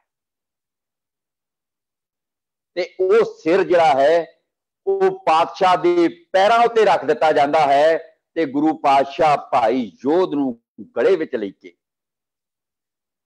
ਇਹ ਫਰਮਾਨ ਕਰਦੇ ਨੇ ਕਿ ਇਹ ਮੇਰਾ ਦੂਜਾ ਜਿੰਦਾ ਸ਼ਹੀਦ ਹੈ। ਸੋ ਇੱਕੇ ਦਿਨ ਭਾਈ ਬਚਿੱਤਰ ਅਤੇ ਭਾਈ ਯੋਧ ਜਿੰਦਾ ਸ਼ਹੀਦ ਦਾ ਲਕਬ ਧਾਰਨ ਕਰਕੇ ਅਨੰਦਪੁਰ ਦੀ ਧਰਤੀ ਨੂੰ ਭਾਗ ਲਾਉਂਦੇ ਨੇ ਅਤੇ ਸਿੱਖੀਜ਼ਮ ਦੇ ਵਿੱਚ ਜਿਹੜਾ ਸ਼ਹਾਦਤ ਦਾ ਰੰਗ ਹੈ ਉਸ ਨੂੰ ਹੋਰ ਗੂੜਾ ਕਰਦੇ ਨੇ। ਸੋ ਇਹ ਸਾਰੀ ਵਿਚਾਰ ਚਰਚਾ ਦੇ ਵਿੱਚ ਮੈਂ ਵਾਈਸ ਚਾਂਸਲਰ ਸਾਹਿਬ ਦੀ ਇਨਕਲੂਡ ਕਰ ਲੈਣਾ ਆਪਣੇ ਨਾਮ ਦੇ ਨਾਲ ਹੀ, ਕਿ ਜਿਵੇਂ ਉਹਨਾਂ ਨੇ ਸਾਰਾ ਕੁਝ ਦੱਸਿਆ ਹੈ ਕਿ ਸਿੱਖੀਜ਼ਮ ਦੀ ਸ਼ਹਾਦਤ ਜਿਹੜੀ ਹੈ ਉਹ ਦੂਜਿਆਂ ਨਾਲੋਂ ਡਿਫਰ ਕਿਵੇਂ ਹੈ। ਇੱਥੇ ਇੱਕ ਸ਼ਬਦ ਦੇ ਨਾਲ ਮੈਂ ਮਕਾਉਣ ਦਾ ਯਤਨ ਕਰਦਾ ਕਿ ਲਾਸਟ ਮੈਸੇਜ ਟੂ ਬਾਲ ਹਰਗੋਬਿੰਦ, ਕਿਉਂਕਿ ਉਹ ਜੇ ਗੁਰੂ ਹਰਗੋਬਿੰਦ ਸਾਹਿਬ ਨਹੀਂ ਬਣੇ। ਉਹ ਜਿਹੜਾ ਲਾਸਟ ਮੈਸੇਜ ਹੈ ਇਤਿਹਾਸ ਵਿੱਚ ਸਾਨੂੰ ਟ੍ਰੈਡੀਸ਼ਨ ਦੇ ਵਿੱਚ ਮਿਲਦਾ ਹੈ, ਇਤਿਹਾਸ ਦੇ ਵਿੱਚ ਸਾਨੂੰ ਉਹਦਾ ਮੇਰੇ ਖਿਆਲ ਸ਼ਾਇਦ ਗੁੰਮ ਕਰ ਦਿੱਤਾ ਅਸੀਂ ਕਿਤੇ, ਕਿ ਜਾਓ ਉਸ ਨੂੰ ਕਹੋ ਸ਼ਾਹੀ ਠਾਠ ਨਾਲ ਤਖਤ ਉੱਤੇ ਬੈਠੇ ਕਲਗੀ ਲਾਵੇ ਅਤੇ ਫੌਜ ਰੱਖੇ। ਹੁਣ ਇਹ ਤਿੰਨ ਕਨਸੈਪਟ ਰੂਪਮਾਨ ਹੁੰਦੇ ਨੇ, ਸ਼ਾਹੀ ਠਾਠ ਨਾਲ ਤਖਤ ਉੱਤੇ ਬੈਠਣਾ, ਕਲਗੀ ਲਾਉਣੀ ਅਤੇ ਫੌਜ ਰੱਖਣੀ, ਅਤੇ ਇਹ ਤਿੰਨੇ ਸੰਕਲਪ ਜਿਹੜੇ ਨੇ ਆਉਣ ਵਾਲੇ ਸਮੇਂ ਦੇ ਇਤਿਹਾਸ ਨੂੰ ਰੂਪਮਾਨ ਕਰਦੇ ਨੇ ਕਿ ਹੁਣ ਸ਼ਹਾਦਤਾਂ ਤੇ ਦਿੱਤੀਆਂ ਹੀ ਜਾਣਗੀਆਂ, ਪਰ ਸ਼ਹਾਦਤ ਦਾ ਜਿਹੜਾ ਰੂਪ ਹੈ ਉਹ ਗੁਰੂ ਅਰਜਨ ਪਾਤਸ਼ਾਹ ਨਾਲੋਂ ਭਿੰਨ ਹੋਏਗਾ। ਸ਼ਹਾਦਤਾਂ ਜੰਗੇ ਮੈਦਾਨ ਵਿੱਚ ਦਿੱਤੀਆਂ ਜਾਣਗੀਆਂ। ਤੇ ਮੈਂ ਲਾਸਟ ਇੱਕ ਇੱਥੇ ਦੱਸਣਾ ਚਾਹੂੰਗਾ ਕਿ ਅਕਾਲ ਤਖਤ ਸਾਹਿਬ ਜਾਂ ਅਕਾਲ ਬੁੰਗੇ ਦੀ ਅਸਾਰੀ ਹੁੰਦੀ ਹੈ, ਅਤੇ ਅਕਾਲ ਬੁੰਗੇ ਦੀ ਅਸਾਰੀ ਜਿਹੜੀ ਹੈ ਉਹ ਹਰਮੰਦਰ ਸਾਹਿਬ ਨਾਲੋਂ ਡਿਫਰੈਂਟ ਹੈ। ਹਰਮੰਦਰ ਸਾਹਿਬ ਦਾ ਨੀਂਹ ਪੱਥਰ ਸਾਈ ਮੀਆਂ ਮੀਰ ਰੱਖਦੇ ਨੇ, ਕਿਉਂਕਿ ਹਰਮੰਦਰ ਸਾਹਿਬ ਸਰਬੱਤਰ ਦਾ ਹੈ। ਸਮੂਹ ਵਿਦਵਾਨ ਸੱਜਣੋ ਧਿਆਨ ਦਿਓ ਕਿ ਹਰਮੰਦਰ ਸਾਹਿਬ ਸਰਬੱਤਰ ਦਾ ਹੈ, ਇਸ ਲਈ ਉਹਦਾ ਨੀਂਹ ਪੱਥਰ ਵੀ ਜਿਹੜਾ ਹੈ ਉਹ ਸਾਈ ਮੀਆਂ ਮੀਰ ਰੱਖ ਰਹੇ ਨੇ। ਪਰ ਅਕਾਲ ਤਖਤ ਜਾਂ ਅਕਾਲ ਬੁੰਗਾ ਉਹ ਕੇਵਲ ਸਿੱਖਾਂ ਦਾ ਹੈ। ਹਰਮੰਦਰ ਸਰਬੱਤਰ ਦਾ ਹੈ, ਅਕਾਲ ਤਖਤ ਸਿੱਖਾਂ ਦਾ ਹੈ। ਅਕਾਲ ਤਖਤ ਸਿੱਖਾਂ ਦਾ ਕਿਉਂ ਹੈ? ਅਕਾਲ ਤਖਤ ਉਸ ਦਾ ਜਿਸ ਨੂੰ ਅਕਾਲ ਤਖਤ ਦੀ ਸਰਦਾਰੀ ਮਨਜ਼ੂਰ ਹੈ, ਤੇ ਅਕਾਲ ਤਖਤ ਦੀ ਸਰਦਾਰੀ ਮਨਜ਼ੂਰ ਕਰ ਲਈ ਤੇ ਸਿਰ ਜਿਹੜਾ ਹੈ ਉਹ ਦੇਣਾ ਪਏਗਾ। ਇਤਿਹਾਸ ਇਸ ਦਾ ਪ੍ਰਗਟਾ ਹੈ, ਇਤਿਹਾਸ ਦੀ ਨਜ਼ਰਸਾਨੀ ਕਰ ਲੈਣੀ ਚਾਹੀਦੀ ਹੈ। ਤੇ ਉਸ ਸਮੇਂ ਦੇ ਵਿੱਚ ਜਿਹੜਾ ਵਰਤਾਰਾ ਵੇਖੋ ਕਿ ਹੁਣ ਬਾਦਸ਼ਾਹ ਨਹੀਂ ਹੈ, ਪਾਤਸ਼ਾਹ ਹੈ, ਸੱਚਾ ਪਾਤਸ਼ਾਹ। ਦਿੱਲੀ ਦੇ ਵਿੱਚ ਬਾਦਸ਼ਾਹ ਹੈ, ਇੱਥੇ ਸੱਚਾ ਪਾਤਸ਼ਾਹ ਹੈ। ਹੁਣ ਹਰਮੰਦਰ ਗੁਰਦੁਆਰਾ ਨਹੀਂ ਹੈ, ਹਰਮੰਦਰ ਦਰਬਾਰ ਹੈ, ਤੇ ਦਰਬਾਰ ਕਿਹਦਾ ਹੁੰਦਾ ਹੈ? ਪਾਤਸ਼ਾਹ ਦਾ। ਤੇ ਪਾਤਸ਼ਾਹ ਬੈਠਦਾ ਕਿੱਥੇ ਹੈ? ਤਖਤ ਉੱਤੇ। ਤੇ ਤਖਤ ਉੱਤੇ ਹੁੰਦਾ ਕੀ ਹੈ? ਹੁਕਮਨਾਮੇ। ਸਿੱਖ ਹਿਸਟਰੀ ਨੂੰ ਜੇਕਰ ਤੁਸੀਂ ਇਸ ਢੰਗ ਨਾਲ ਵਾਚਣ ਦਾ ਯਤਨ ਕਰੋਗੇ ਤਾਂ ਅਸੀਂ ਦੂਸਰਿਆਂ ਨੂੰ ਆਪਣੇ ਤੱਥ ਦਾ, ਆਪਣੇ ਸੱਚ ਦਾ ਗਿਆਨ ਕਰਾ ਸਕਦੇ ਹਾਂ, ਤੇ ਉਹਨਾਂ ਨੂੰ ਦੱਸ ਸਕਦੇ ਹਾਂ ਕਿ ਅਸੀਂ ਤੁਹਾਨੂੰ ਮੁਹੱਬਤ ਕਰਦੇ ਹਾਂ। ਤੁਸੀਂ ਸਾਡੇ ਜੋ पर साडी एक अपनी आइडेंटिटी है। लास्ट मेरा कि इस वेले भी आनंदपुर वर्गा वाकिया वापरदा है। तख्त अकाल बुंगे ते आनंदपुर की धरती ते 1699 ਨੂੰ भी 5 चुने जाते हैं ते इत्थे भी 5 जाते हैं जिहड़े साडे चेतियां चों माइनस हो जाते हैं, जिहड़े साडे महाशहीद ने। कि अकाल तख्त उत्ते भी 5 की जाती है ते वो 5 सिखां नूं जदों जथेदारी थापी जाती है ते आउण वाले समय दे विच जिहड़ा है सिख कौम की अगवाई करते हैं। भाई जेठा लंगा मोखा ते विधि चंद, जेठा लंगा मोखा ते विधि चंद जिहड़े ने ये 5 जिहड़े सिखां दी जिहड़ी है चोण कीती जाती है अते ये दस दिता जाता है कि आउण वाले समय दे विच अकाल तख्त दरबार अते तख्त दा जिहड़ा है रूप किहो जिहा होएगा। ते वो रूप यही सी कि भै काहू को देत न भै मानतान ते नानक नाम चढ़दी कला तेरे भाणे सरबत दा भला। भुलां चुकां दी खिमा क्योंकि मैं वक्त जिहड़ा ही बहुत ज्यादा लै रहा ते एकेडमिशियन नूं अपने वक्त दा ध्यान रखना चाहिदा है। पर असल दे विच जदों भावक हो के गल हो जाती है ते फिर समा भुल जाता है। वाइस चांसलर साहब, किरणजोत अते हरदेव सिंह तुहाडा अते सुनन वालियां दा बहुत बहुत धन्नवाद। वाहिगुरू जी का खालसा, वाहिगुरू जी की फतेह। वाहिगुरू जी का खालसा, वाहिगुरू जी की फतेह। ਇਹ ਸਨ बहुत ही सत्कारयोग ਸਾਡੇ ਮਾਣਯੋਗ ਉਸਤਾਦ ਡਾਕਟਰ ਸਰਬਜਿੰਦਰ ਸਿੰਘ, ਮੁਖੀ ਸ੍ਰੀ ਗੁਰੂ ਗ੍ਰੰਥ ਸਾਹਿਬ ਅਧਿਐਨ ਵਿਭਾਗ ਪੰਜਾਬੀ ਯੂਨੀਵਰਸਿਟੀ ਪਟਿਆਲਾ, ਜਿਨ੍ਹਾਂ ਨੇ ਅੱਜ ਸਾਡੇ ਨਾਲ ਵਿਚਾਰ ਸਾਂਝੇ ਕੀਤੇ ਨੇ ਸ਼ਹਾਦਤ ਦਾ ਸਿੱਖ ਸੰਕਲਪ ਵਿਸ਼ੇ ਤੇ ਮੈਨੂੰ ਲੱਗਦਾ ਹੈ ਕਿ ਕਈ ਵਾਰੀ ਅਸੀਂ ਇੰਨੇ ਕੁ ਸਮੇਂ 'ਚ 2-3 ਬੁਲਾਰੇ ਇਨਵਾਈਟ ਕਰਦੇ ਹਾਂ ਤਾਂ ਬਹੁਤਾ ਸਮਾਂ ਰਸਮੀ ਗੱਲਬਾਤ ਦੇ ਵਿੱਚ ਜੀ ਆਇਆਂ ਤੇ ਧੰਨਵਾਦ ਵਿੱਚ ਹੀ ਲੰਘ ਜਾਂਦਾ ਹੈ। ਪਰ ਅੱਜ ਜਿਵੇਂ ਸਾਉਣ ਦੀ ਝੜੀ ਵਾਂਗੂ ਡਾਕਟਰ ਸਰਬਜਿੰਦਰ ਸਿੰਘ ਉਹਨਾਂ ਨੇ ਗਿਆਨ ਵਿਵੇਕ ਦੀ ਸਾਡੇ ਉੱਤੇ ਵਰਖਾ ਕੀਤੀ ਹੈ, ਇੰਨੀ ਭਰਵੀਂ ਇੰਨੀ ਸੰਘਣੀ ਚਰਚਾ ਇਹ ਕਦੀ ਕਦੀ ਵੇਖਣ ਸੁਣਨ ਨੂੰ ਮਿਲਦੀ ਹੈ। ਭਾਈ ਗੁਰਦਾਸ ਜੀ ਦਾ ਫਰਮਾਨ ਹੈ ਕਿ ਜੈਸੇ ਸਤ ਮੰਦਰ ਕੰਚਨ ਕੇ ਉਸਾਰ ਦੀਨੇ ਤੈਸਾ ਪੁੰਨ ਸਿੱਖ ਕਉ ਇੱਕ ਸ਼ਬਦ ਸਿਖਾਏਗਾ। ਸੋ ਇੱਕ ਸ਼ਬਦ ਵੀ ਜੇ ਕੋਈ ਗੁਰਸਿੱਖਾਂ ਨੂੰ ਸਿਖਾਵੇ ਤਾਂ ਭਾਈ ਗੁਰਦਾਸ ਜੀ ਕਹਿੰਦੇ ਕਿ ਉਹਦੀ ਕੀਮਤ ਇੰਨੀ ਹੈ ਕਿ 7 ਮੰਦਰ ਸੋਨੇ ਦੇ ਉਸਾਰ ਕੇ ਦਿੱਤੇ ਜਾਣ ਤਾਂ ਵੀ ਉਹਦਾ ਲੇਖਾ ਪੂਰਾ ਨਹੀਂ ਹੁੰਦਾ। ਤਾਂ ਡਾਕਟਰ ਸਰਬਜਿੰਦਰ ਸਿੰਘ ਉਹਨਾਂ ਨੇ ਪਿਛਲੇ ਲਗਭਗ 1 ਘੰਟੇ 'ਚ ਯਹੂਦੀ ਧਰਮ ਤੋਂ ਲੈ ਕੇ ਭਾਰਤੀ ਧਰਮਾਂ ਤੱਕ ਸ਼ਹਾਦਤ ਦਾ ਸਫ਼ਰ, ਇਹਦਾ ਵਿਕਾਸ ਕਿਵੇਂ ਹੋਇਆ ਅਤੇ ਫਿਰ ਸਿੱਖੀ ਦੇ ਅੰਦਰ ਗੁਰੂ ਸਾਹਿਬਾਨ ਦੀਆਂ ਸ਼ਹਾਦਤਾਂ ਦੇ ਰਾਹੀਂ, ਉਹਨਾਂ ਦੇ ਦਰਸ਼ਨ ਦੇ ਰਾਹੀਂ ਸ਼ਹਾਦਤ ਦਾ ਇੱਕ ਨਵੇਕਲਾ ਸੰਕਲਪ ਕਿਵੇਂ ਸਾਹਮਣੇ ਆਇਆ, ਇਹ ਬਹੁਤ ਹੀ ਖੂਬਸੂਰਤ ਭਾਵਪੂਰਤ ਬਿਰਤਾਂਤ ਸਾਡੇ ਸਾਹਮਣੇ ਪੇਸ਼ ਕੀਤਾ ਹੈ। ਮੈਂ ਤਹਿ ਦਿਲੋਂ ਰਿਣੀ ਹਾਂ, ਧੰਨਵਾਦੀ ਹਾਂ ਡਾਕਟਰ ਸਰਬਜਿੰਦਰ ਸਿੰਘ ਜੀ ਦਾ, ਜਿਨ੍ਹਾਂ ਨੇ ਸਾਡੀ ਛੋਟੀ ਜਿਹੀ ਬੇਨਤੀ ਨੂੰ ਪ੍ਰਵਾਨ ਕਰਕੇ ਸਾਡੇ ਇਸ ਪਲੇਟਫਾਰਮ ਦੇ ਉੱਤੇ ਉਹ ਆਏ ਅਤੇ ਉਹਨਾਂ ਨੇ ਸੰਗਤ ਦੇ ਨਾਲ ਆਪਣੇ ਵਿਚਾਰ ਸਾਂਝੇ ਕੀਤੇ। ਮੈਂ ਧੰਨਵਾਦ ਕਰਨਾ ਚਾਹਾਂਗਾ ਸਾਡੇ ਵਿਭਾਗ ਦੇ ਮੁਖੀ ਡਾਕਟਰ ਕਿਰਨਦੀਪ ਕੌਰ ਜੀ ਦਾ, ਜਿਨ੍ਹਾਂ ਨੇ ਆਏ ਹੋਏ ਮਹਿਮਾਨਾਂ ਨੂੰ ਜੀ ਆਇਆਂ ਆਖਿਆ ਅਤੇ ਇਸ ਸਮਾਗਮ ਦੀ ਸ਼ੁਰੂਆਤ ਕੀਤੀ। ਮੈਂ ਖਾਸ ਕਰਕੇ ਧੰਨਵਾਦ ਕਰਨਾ ਚਾਹਾਂਗਾ ਡਾਕਟਰ ਅਗਰਵਾਲ ਦਾ, ਸ਼ਰੂਤੀ ਅਗਰਵਾਲ ਜੀ ਦਾ, ਜਿਨ੍ਹਾਂ ਨੇ ਤਕਨੀਕੀ ਤੌਰ ਤੇ ਇਸ ਸਾਰੇ ਸਮਾਗਮ ਨੂੰ ਉਲੀਕਿਆ ਅਤੇ ਅਖੀਰ ਦੇ ਵਿੱਚ ਪਰ ਸਭ ਤੋਂ ਅਹਿਮੀਅਤ ਜਿਹੜੀ ਗੱਲ ਰੱਖਦੀ ਹੈ ਸਾਡੇ ਮਾਣਯੋਗ vice chancellor doctor Pritpal Singh ਜੀ, ਜਿਨ੍ਹਾਂ ਦੀ ਸਰਪ੍ਰਸਤੀ ਹੇਠ, ਜਿਨ੍ਹਾਂ ਦੀ ਪ੍ਰਧਾਨਗੀ ਹੇਠ ਅੱਜ ਦਾ ਇਹ ਸਮਾਗਮ ਹੋਇਆ ਹੈ। ਉਹਨਾਂ ਦਾ ਧੰਨਵਾਦ ਕਰਨਾ ਬਣਦਾ ਹੈ ਕਿ ਡਾਕਟਰ ਪ੍ਰਿਤਪਾਲ ਸਿੰਘ ਜੀ ਬਹੁਤੀ ਵਾਰੀ ਸਾਨੂੰ ਸੁੱਤਿਆਂ ਨੂੰ ਜਗਾਉਂਦੇ ਨੇ ਤੇ ਕਹਿੰਦੇ ਨੇ ਕਿ ਆਓ ਆਪਾਂ ਕੋਈ ਗੁਰਮਤ ਦਾ ਕੋਈ ਸਮਾਗਮ ਰਚੀਏ, ਕੋਈ ਗੁਰ ਇਤਿਹਾਸ ਨੂੰ ਚੇਤੇ ਕਰੀਏ। ਤਾਂ ਬਾਵਾਣੀਆਂ ਕਹਾਣੀਆਂ ਦੇ ਲੜ ਲੱਗ ਕੇ ਸ਼ਾਇਦ ਸਾਡਾ ਵੀ ਕੁਝ ਸੌਰੇ, ਕੁਝ ਅਸੀਂ ਸਿੱਖੀਏ, ਕੁਝ ਗੁਰਮਤ ਦੀ ਸਿੱਖਿਆ ਸੰਸਾਰ ਤੱਕ ਪਹੁੰਚਾਈਏ। ਸੋ ਅਸੀਂ ਅੱਜ ਜਿਹੜੇ ਸਾਡੇ ਵਿਦਵਾਨ ਵਕਤਾ ਆਏ ਨੇ, ਸਾਡੇ ਮਾਣਯੋਗ ਵਾਈਸ ਚਾਂਸਲਰ ਸਾਹਿਬ, ਤੇ ਖਾਸ ਕਰਕੇ ਇਸ ਸਮਾਗਮ ਦੇ ਵਿੱਚ ਕੈਨੇਡਾ ਤੋਂ ਲੈ ਕੇ ਆਸਟ੍ਰੇਲੀਆ ਤੱਕ ਤੇ ਪੰਜਾਬ ਤੋਂ ਲੈ ਕੇ ਬੰਗਾਲ ਤੱਕ, ਦੂਜੇ ਪਾਸੇ ਦਿੱਲੀ ਤੋਂ ਲੈ ਕੇ ਬੰਬੇ ਤੱਕ ਜਿਹੜੇ ਸਰੋਤਾਗਣ ਇਕੱਤਰ ਹੋਏ ਨੇ, ਵਿਦਵਾਨ ਸੱਜਣ ਇਕੱਤਰ ਹੋਏ ਨੇ, ਬੇਸ਼ੱਕ ਉਹ ਫੇਸਬੁੱਕ ਤੇ ਨੇ, ਬੇਸ਼ੱਕ ਉਹ ਜ਼ੂਮ ਵੀਡੀਓ ਦੇ ਰਾਹੀਂ ਸਾਡੇ ਨਾਲ ਜੁੜੇ ਹੋਏ ਨੇ। ਆਪ ਸਭ ਦਾ ਤਹਿ ਦਿਲੋਂ ਧੰਨਵਾਦ ਕਰਦਾ ਹੋਇਆ ਮੈਂ ਭੁੱਲਾਂ ਚੁੱਕਾਂ ਦੀ ਖਿਮਾ ਮੰਗਦਾ। ਕੁਝ ਤਕਨੀਕੀ ਕਾਰਨਾਂ ਕਰਕੇ ਜਿਹੜੀਆਂ ਅੜਚਨਾਂ ਆਈਆਂ ਨੇ ਉਹ ਸਾਡੇ ਵੱਸੋਂ ਬਾਹਰੀਆਂ ਸਨ, ਸੋ ਮੈਂ ਉਹਨਾਂ ਦੀ ਖਿਮਾ ਮੰਗਦਾ ਹੋਇਆ ਆਪ ਸਭ ਦਾ ਤਹਿ ਦਿਲੋਂ ਧੰਨਵਾਦ ਕਰਦਾ ਤੇ ਤੁਹਾਨੂੰ ਇਸ ਗੱਲ ਦਾ ਭਰੋਸਾ ਦਿਵਾਉਣਾ ਕਿ ਸ੍ਰੀ ਗੁਰੂ ਗ੍ਰੰਥ ਸਾਹਿਬ ਧਰਮ ਅਧਿਐਨ ਵਿਭਾਗ, ਸ੍ਰੀ ਗੁਰੂ ਗ੍ਰੰਥ ਸਾਹਿਬ ਵਰਲਡ ਯੂਨੀਵਰਸਿਟੀ ਫਤਿਹਗੜ੍ਹ ਸਾਹਿਬ ਹਮੇਸ਼ਾ ਹੀ ਸਿੱਖੀ ਦੀ ਸੇਵਾ ਲਈ, ਗੁਰ ਇਤਿਹਾਸ ਦੇ ਪ੍ਰਚਾਰ ਪ੍ਰਸਾਰ ਲਈ ਦ੍ਰਿੜ ਨਿਸ਼ਚੈ ਹੈ, ਪਰਪੱਕ ਹੈ ਤੇ ਜਿੰਨੀ ਸੇਵਾ ਤਿਲਫੁਲ ਸਾਡੇ ਤੋਂ ਹੋਏਗੀ ਅਸੀਂ ਹਮੇਸ਼ਾ ਕਰਦੇ ਰਹਾਂਗੇ। ਆਪ ਸਭ ਤੋਂ ਵੀ ਸਾਨੂੰ ਇਹ ਆਸ ਹੈ ਕਿ ਇਸੇ ਤਰ੍ਹਾਂ ਸਾਡਾ ਸਾਥ ਦਿੰਦੇ ਰਹੋ ਤੇ ਆਪਾਂ ਗੁਰੂ ਸਾਹਿਬ ਦੇ ਆਦੇਸ਼ ਅਨੁਸਾਰ ਇਕੱਤਰ ਹੋ ਕੇ ਮਿਲ ਬੈਠ ਕੇ ਗੁਰੂ ਦੀਆਂ ਵਡਿਆਈਆਂ, ਗੁਰੂ ਦੇ ਵਿਚਾਰ ਸਾਂਝੇ ਕਰਦੇ ਰਹੀਏ।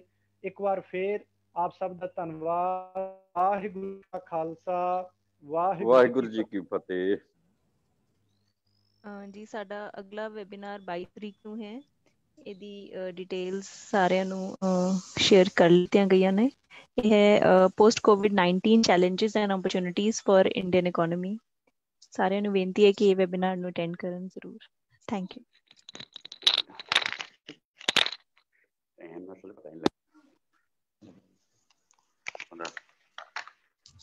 Thank you. ਟਾਈਮ ਬਹੁਤ ਜ਼ਿਆਦਾ ਹੈ 40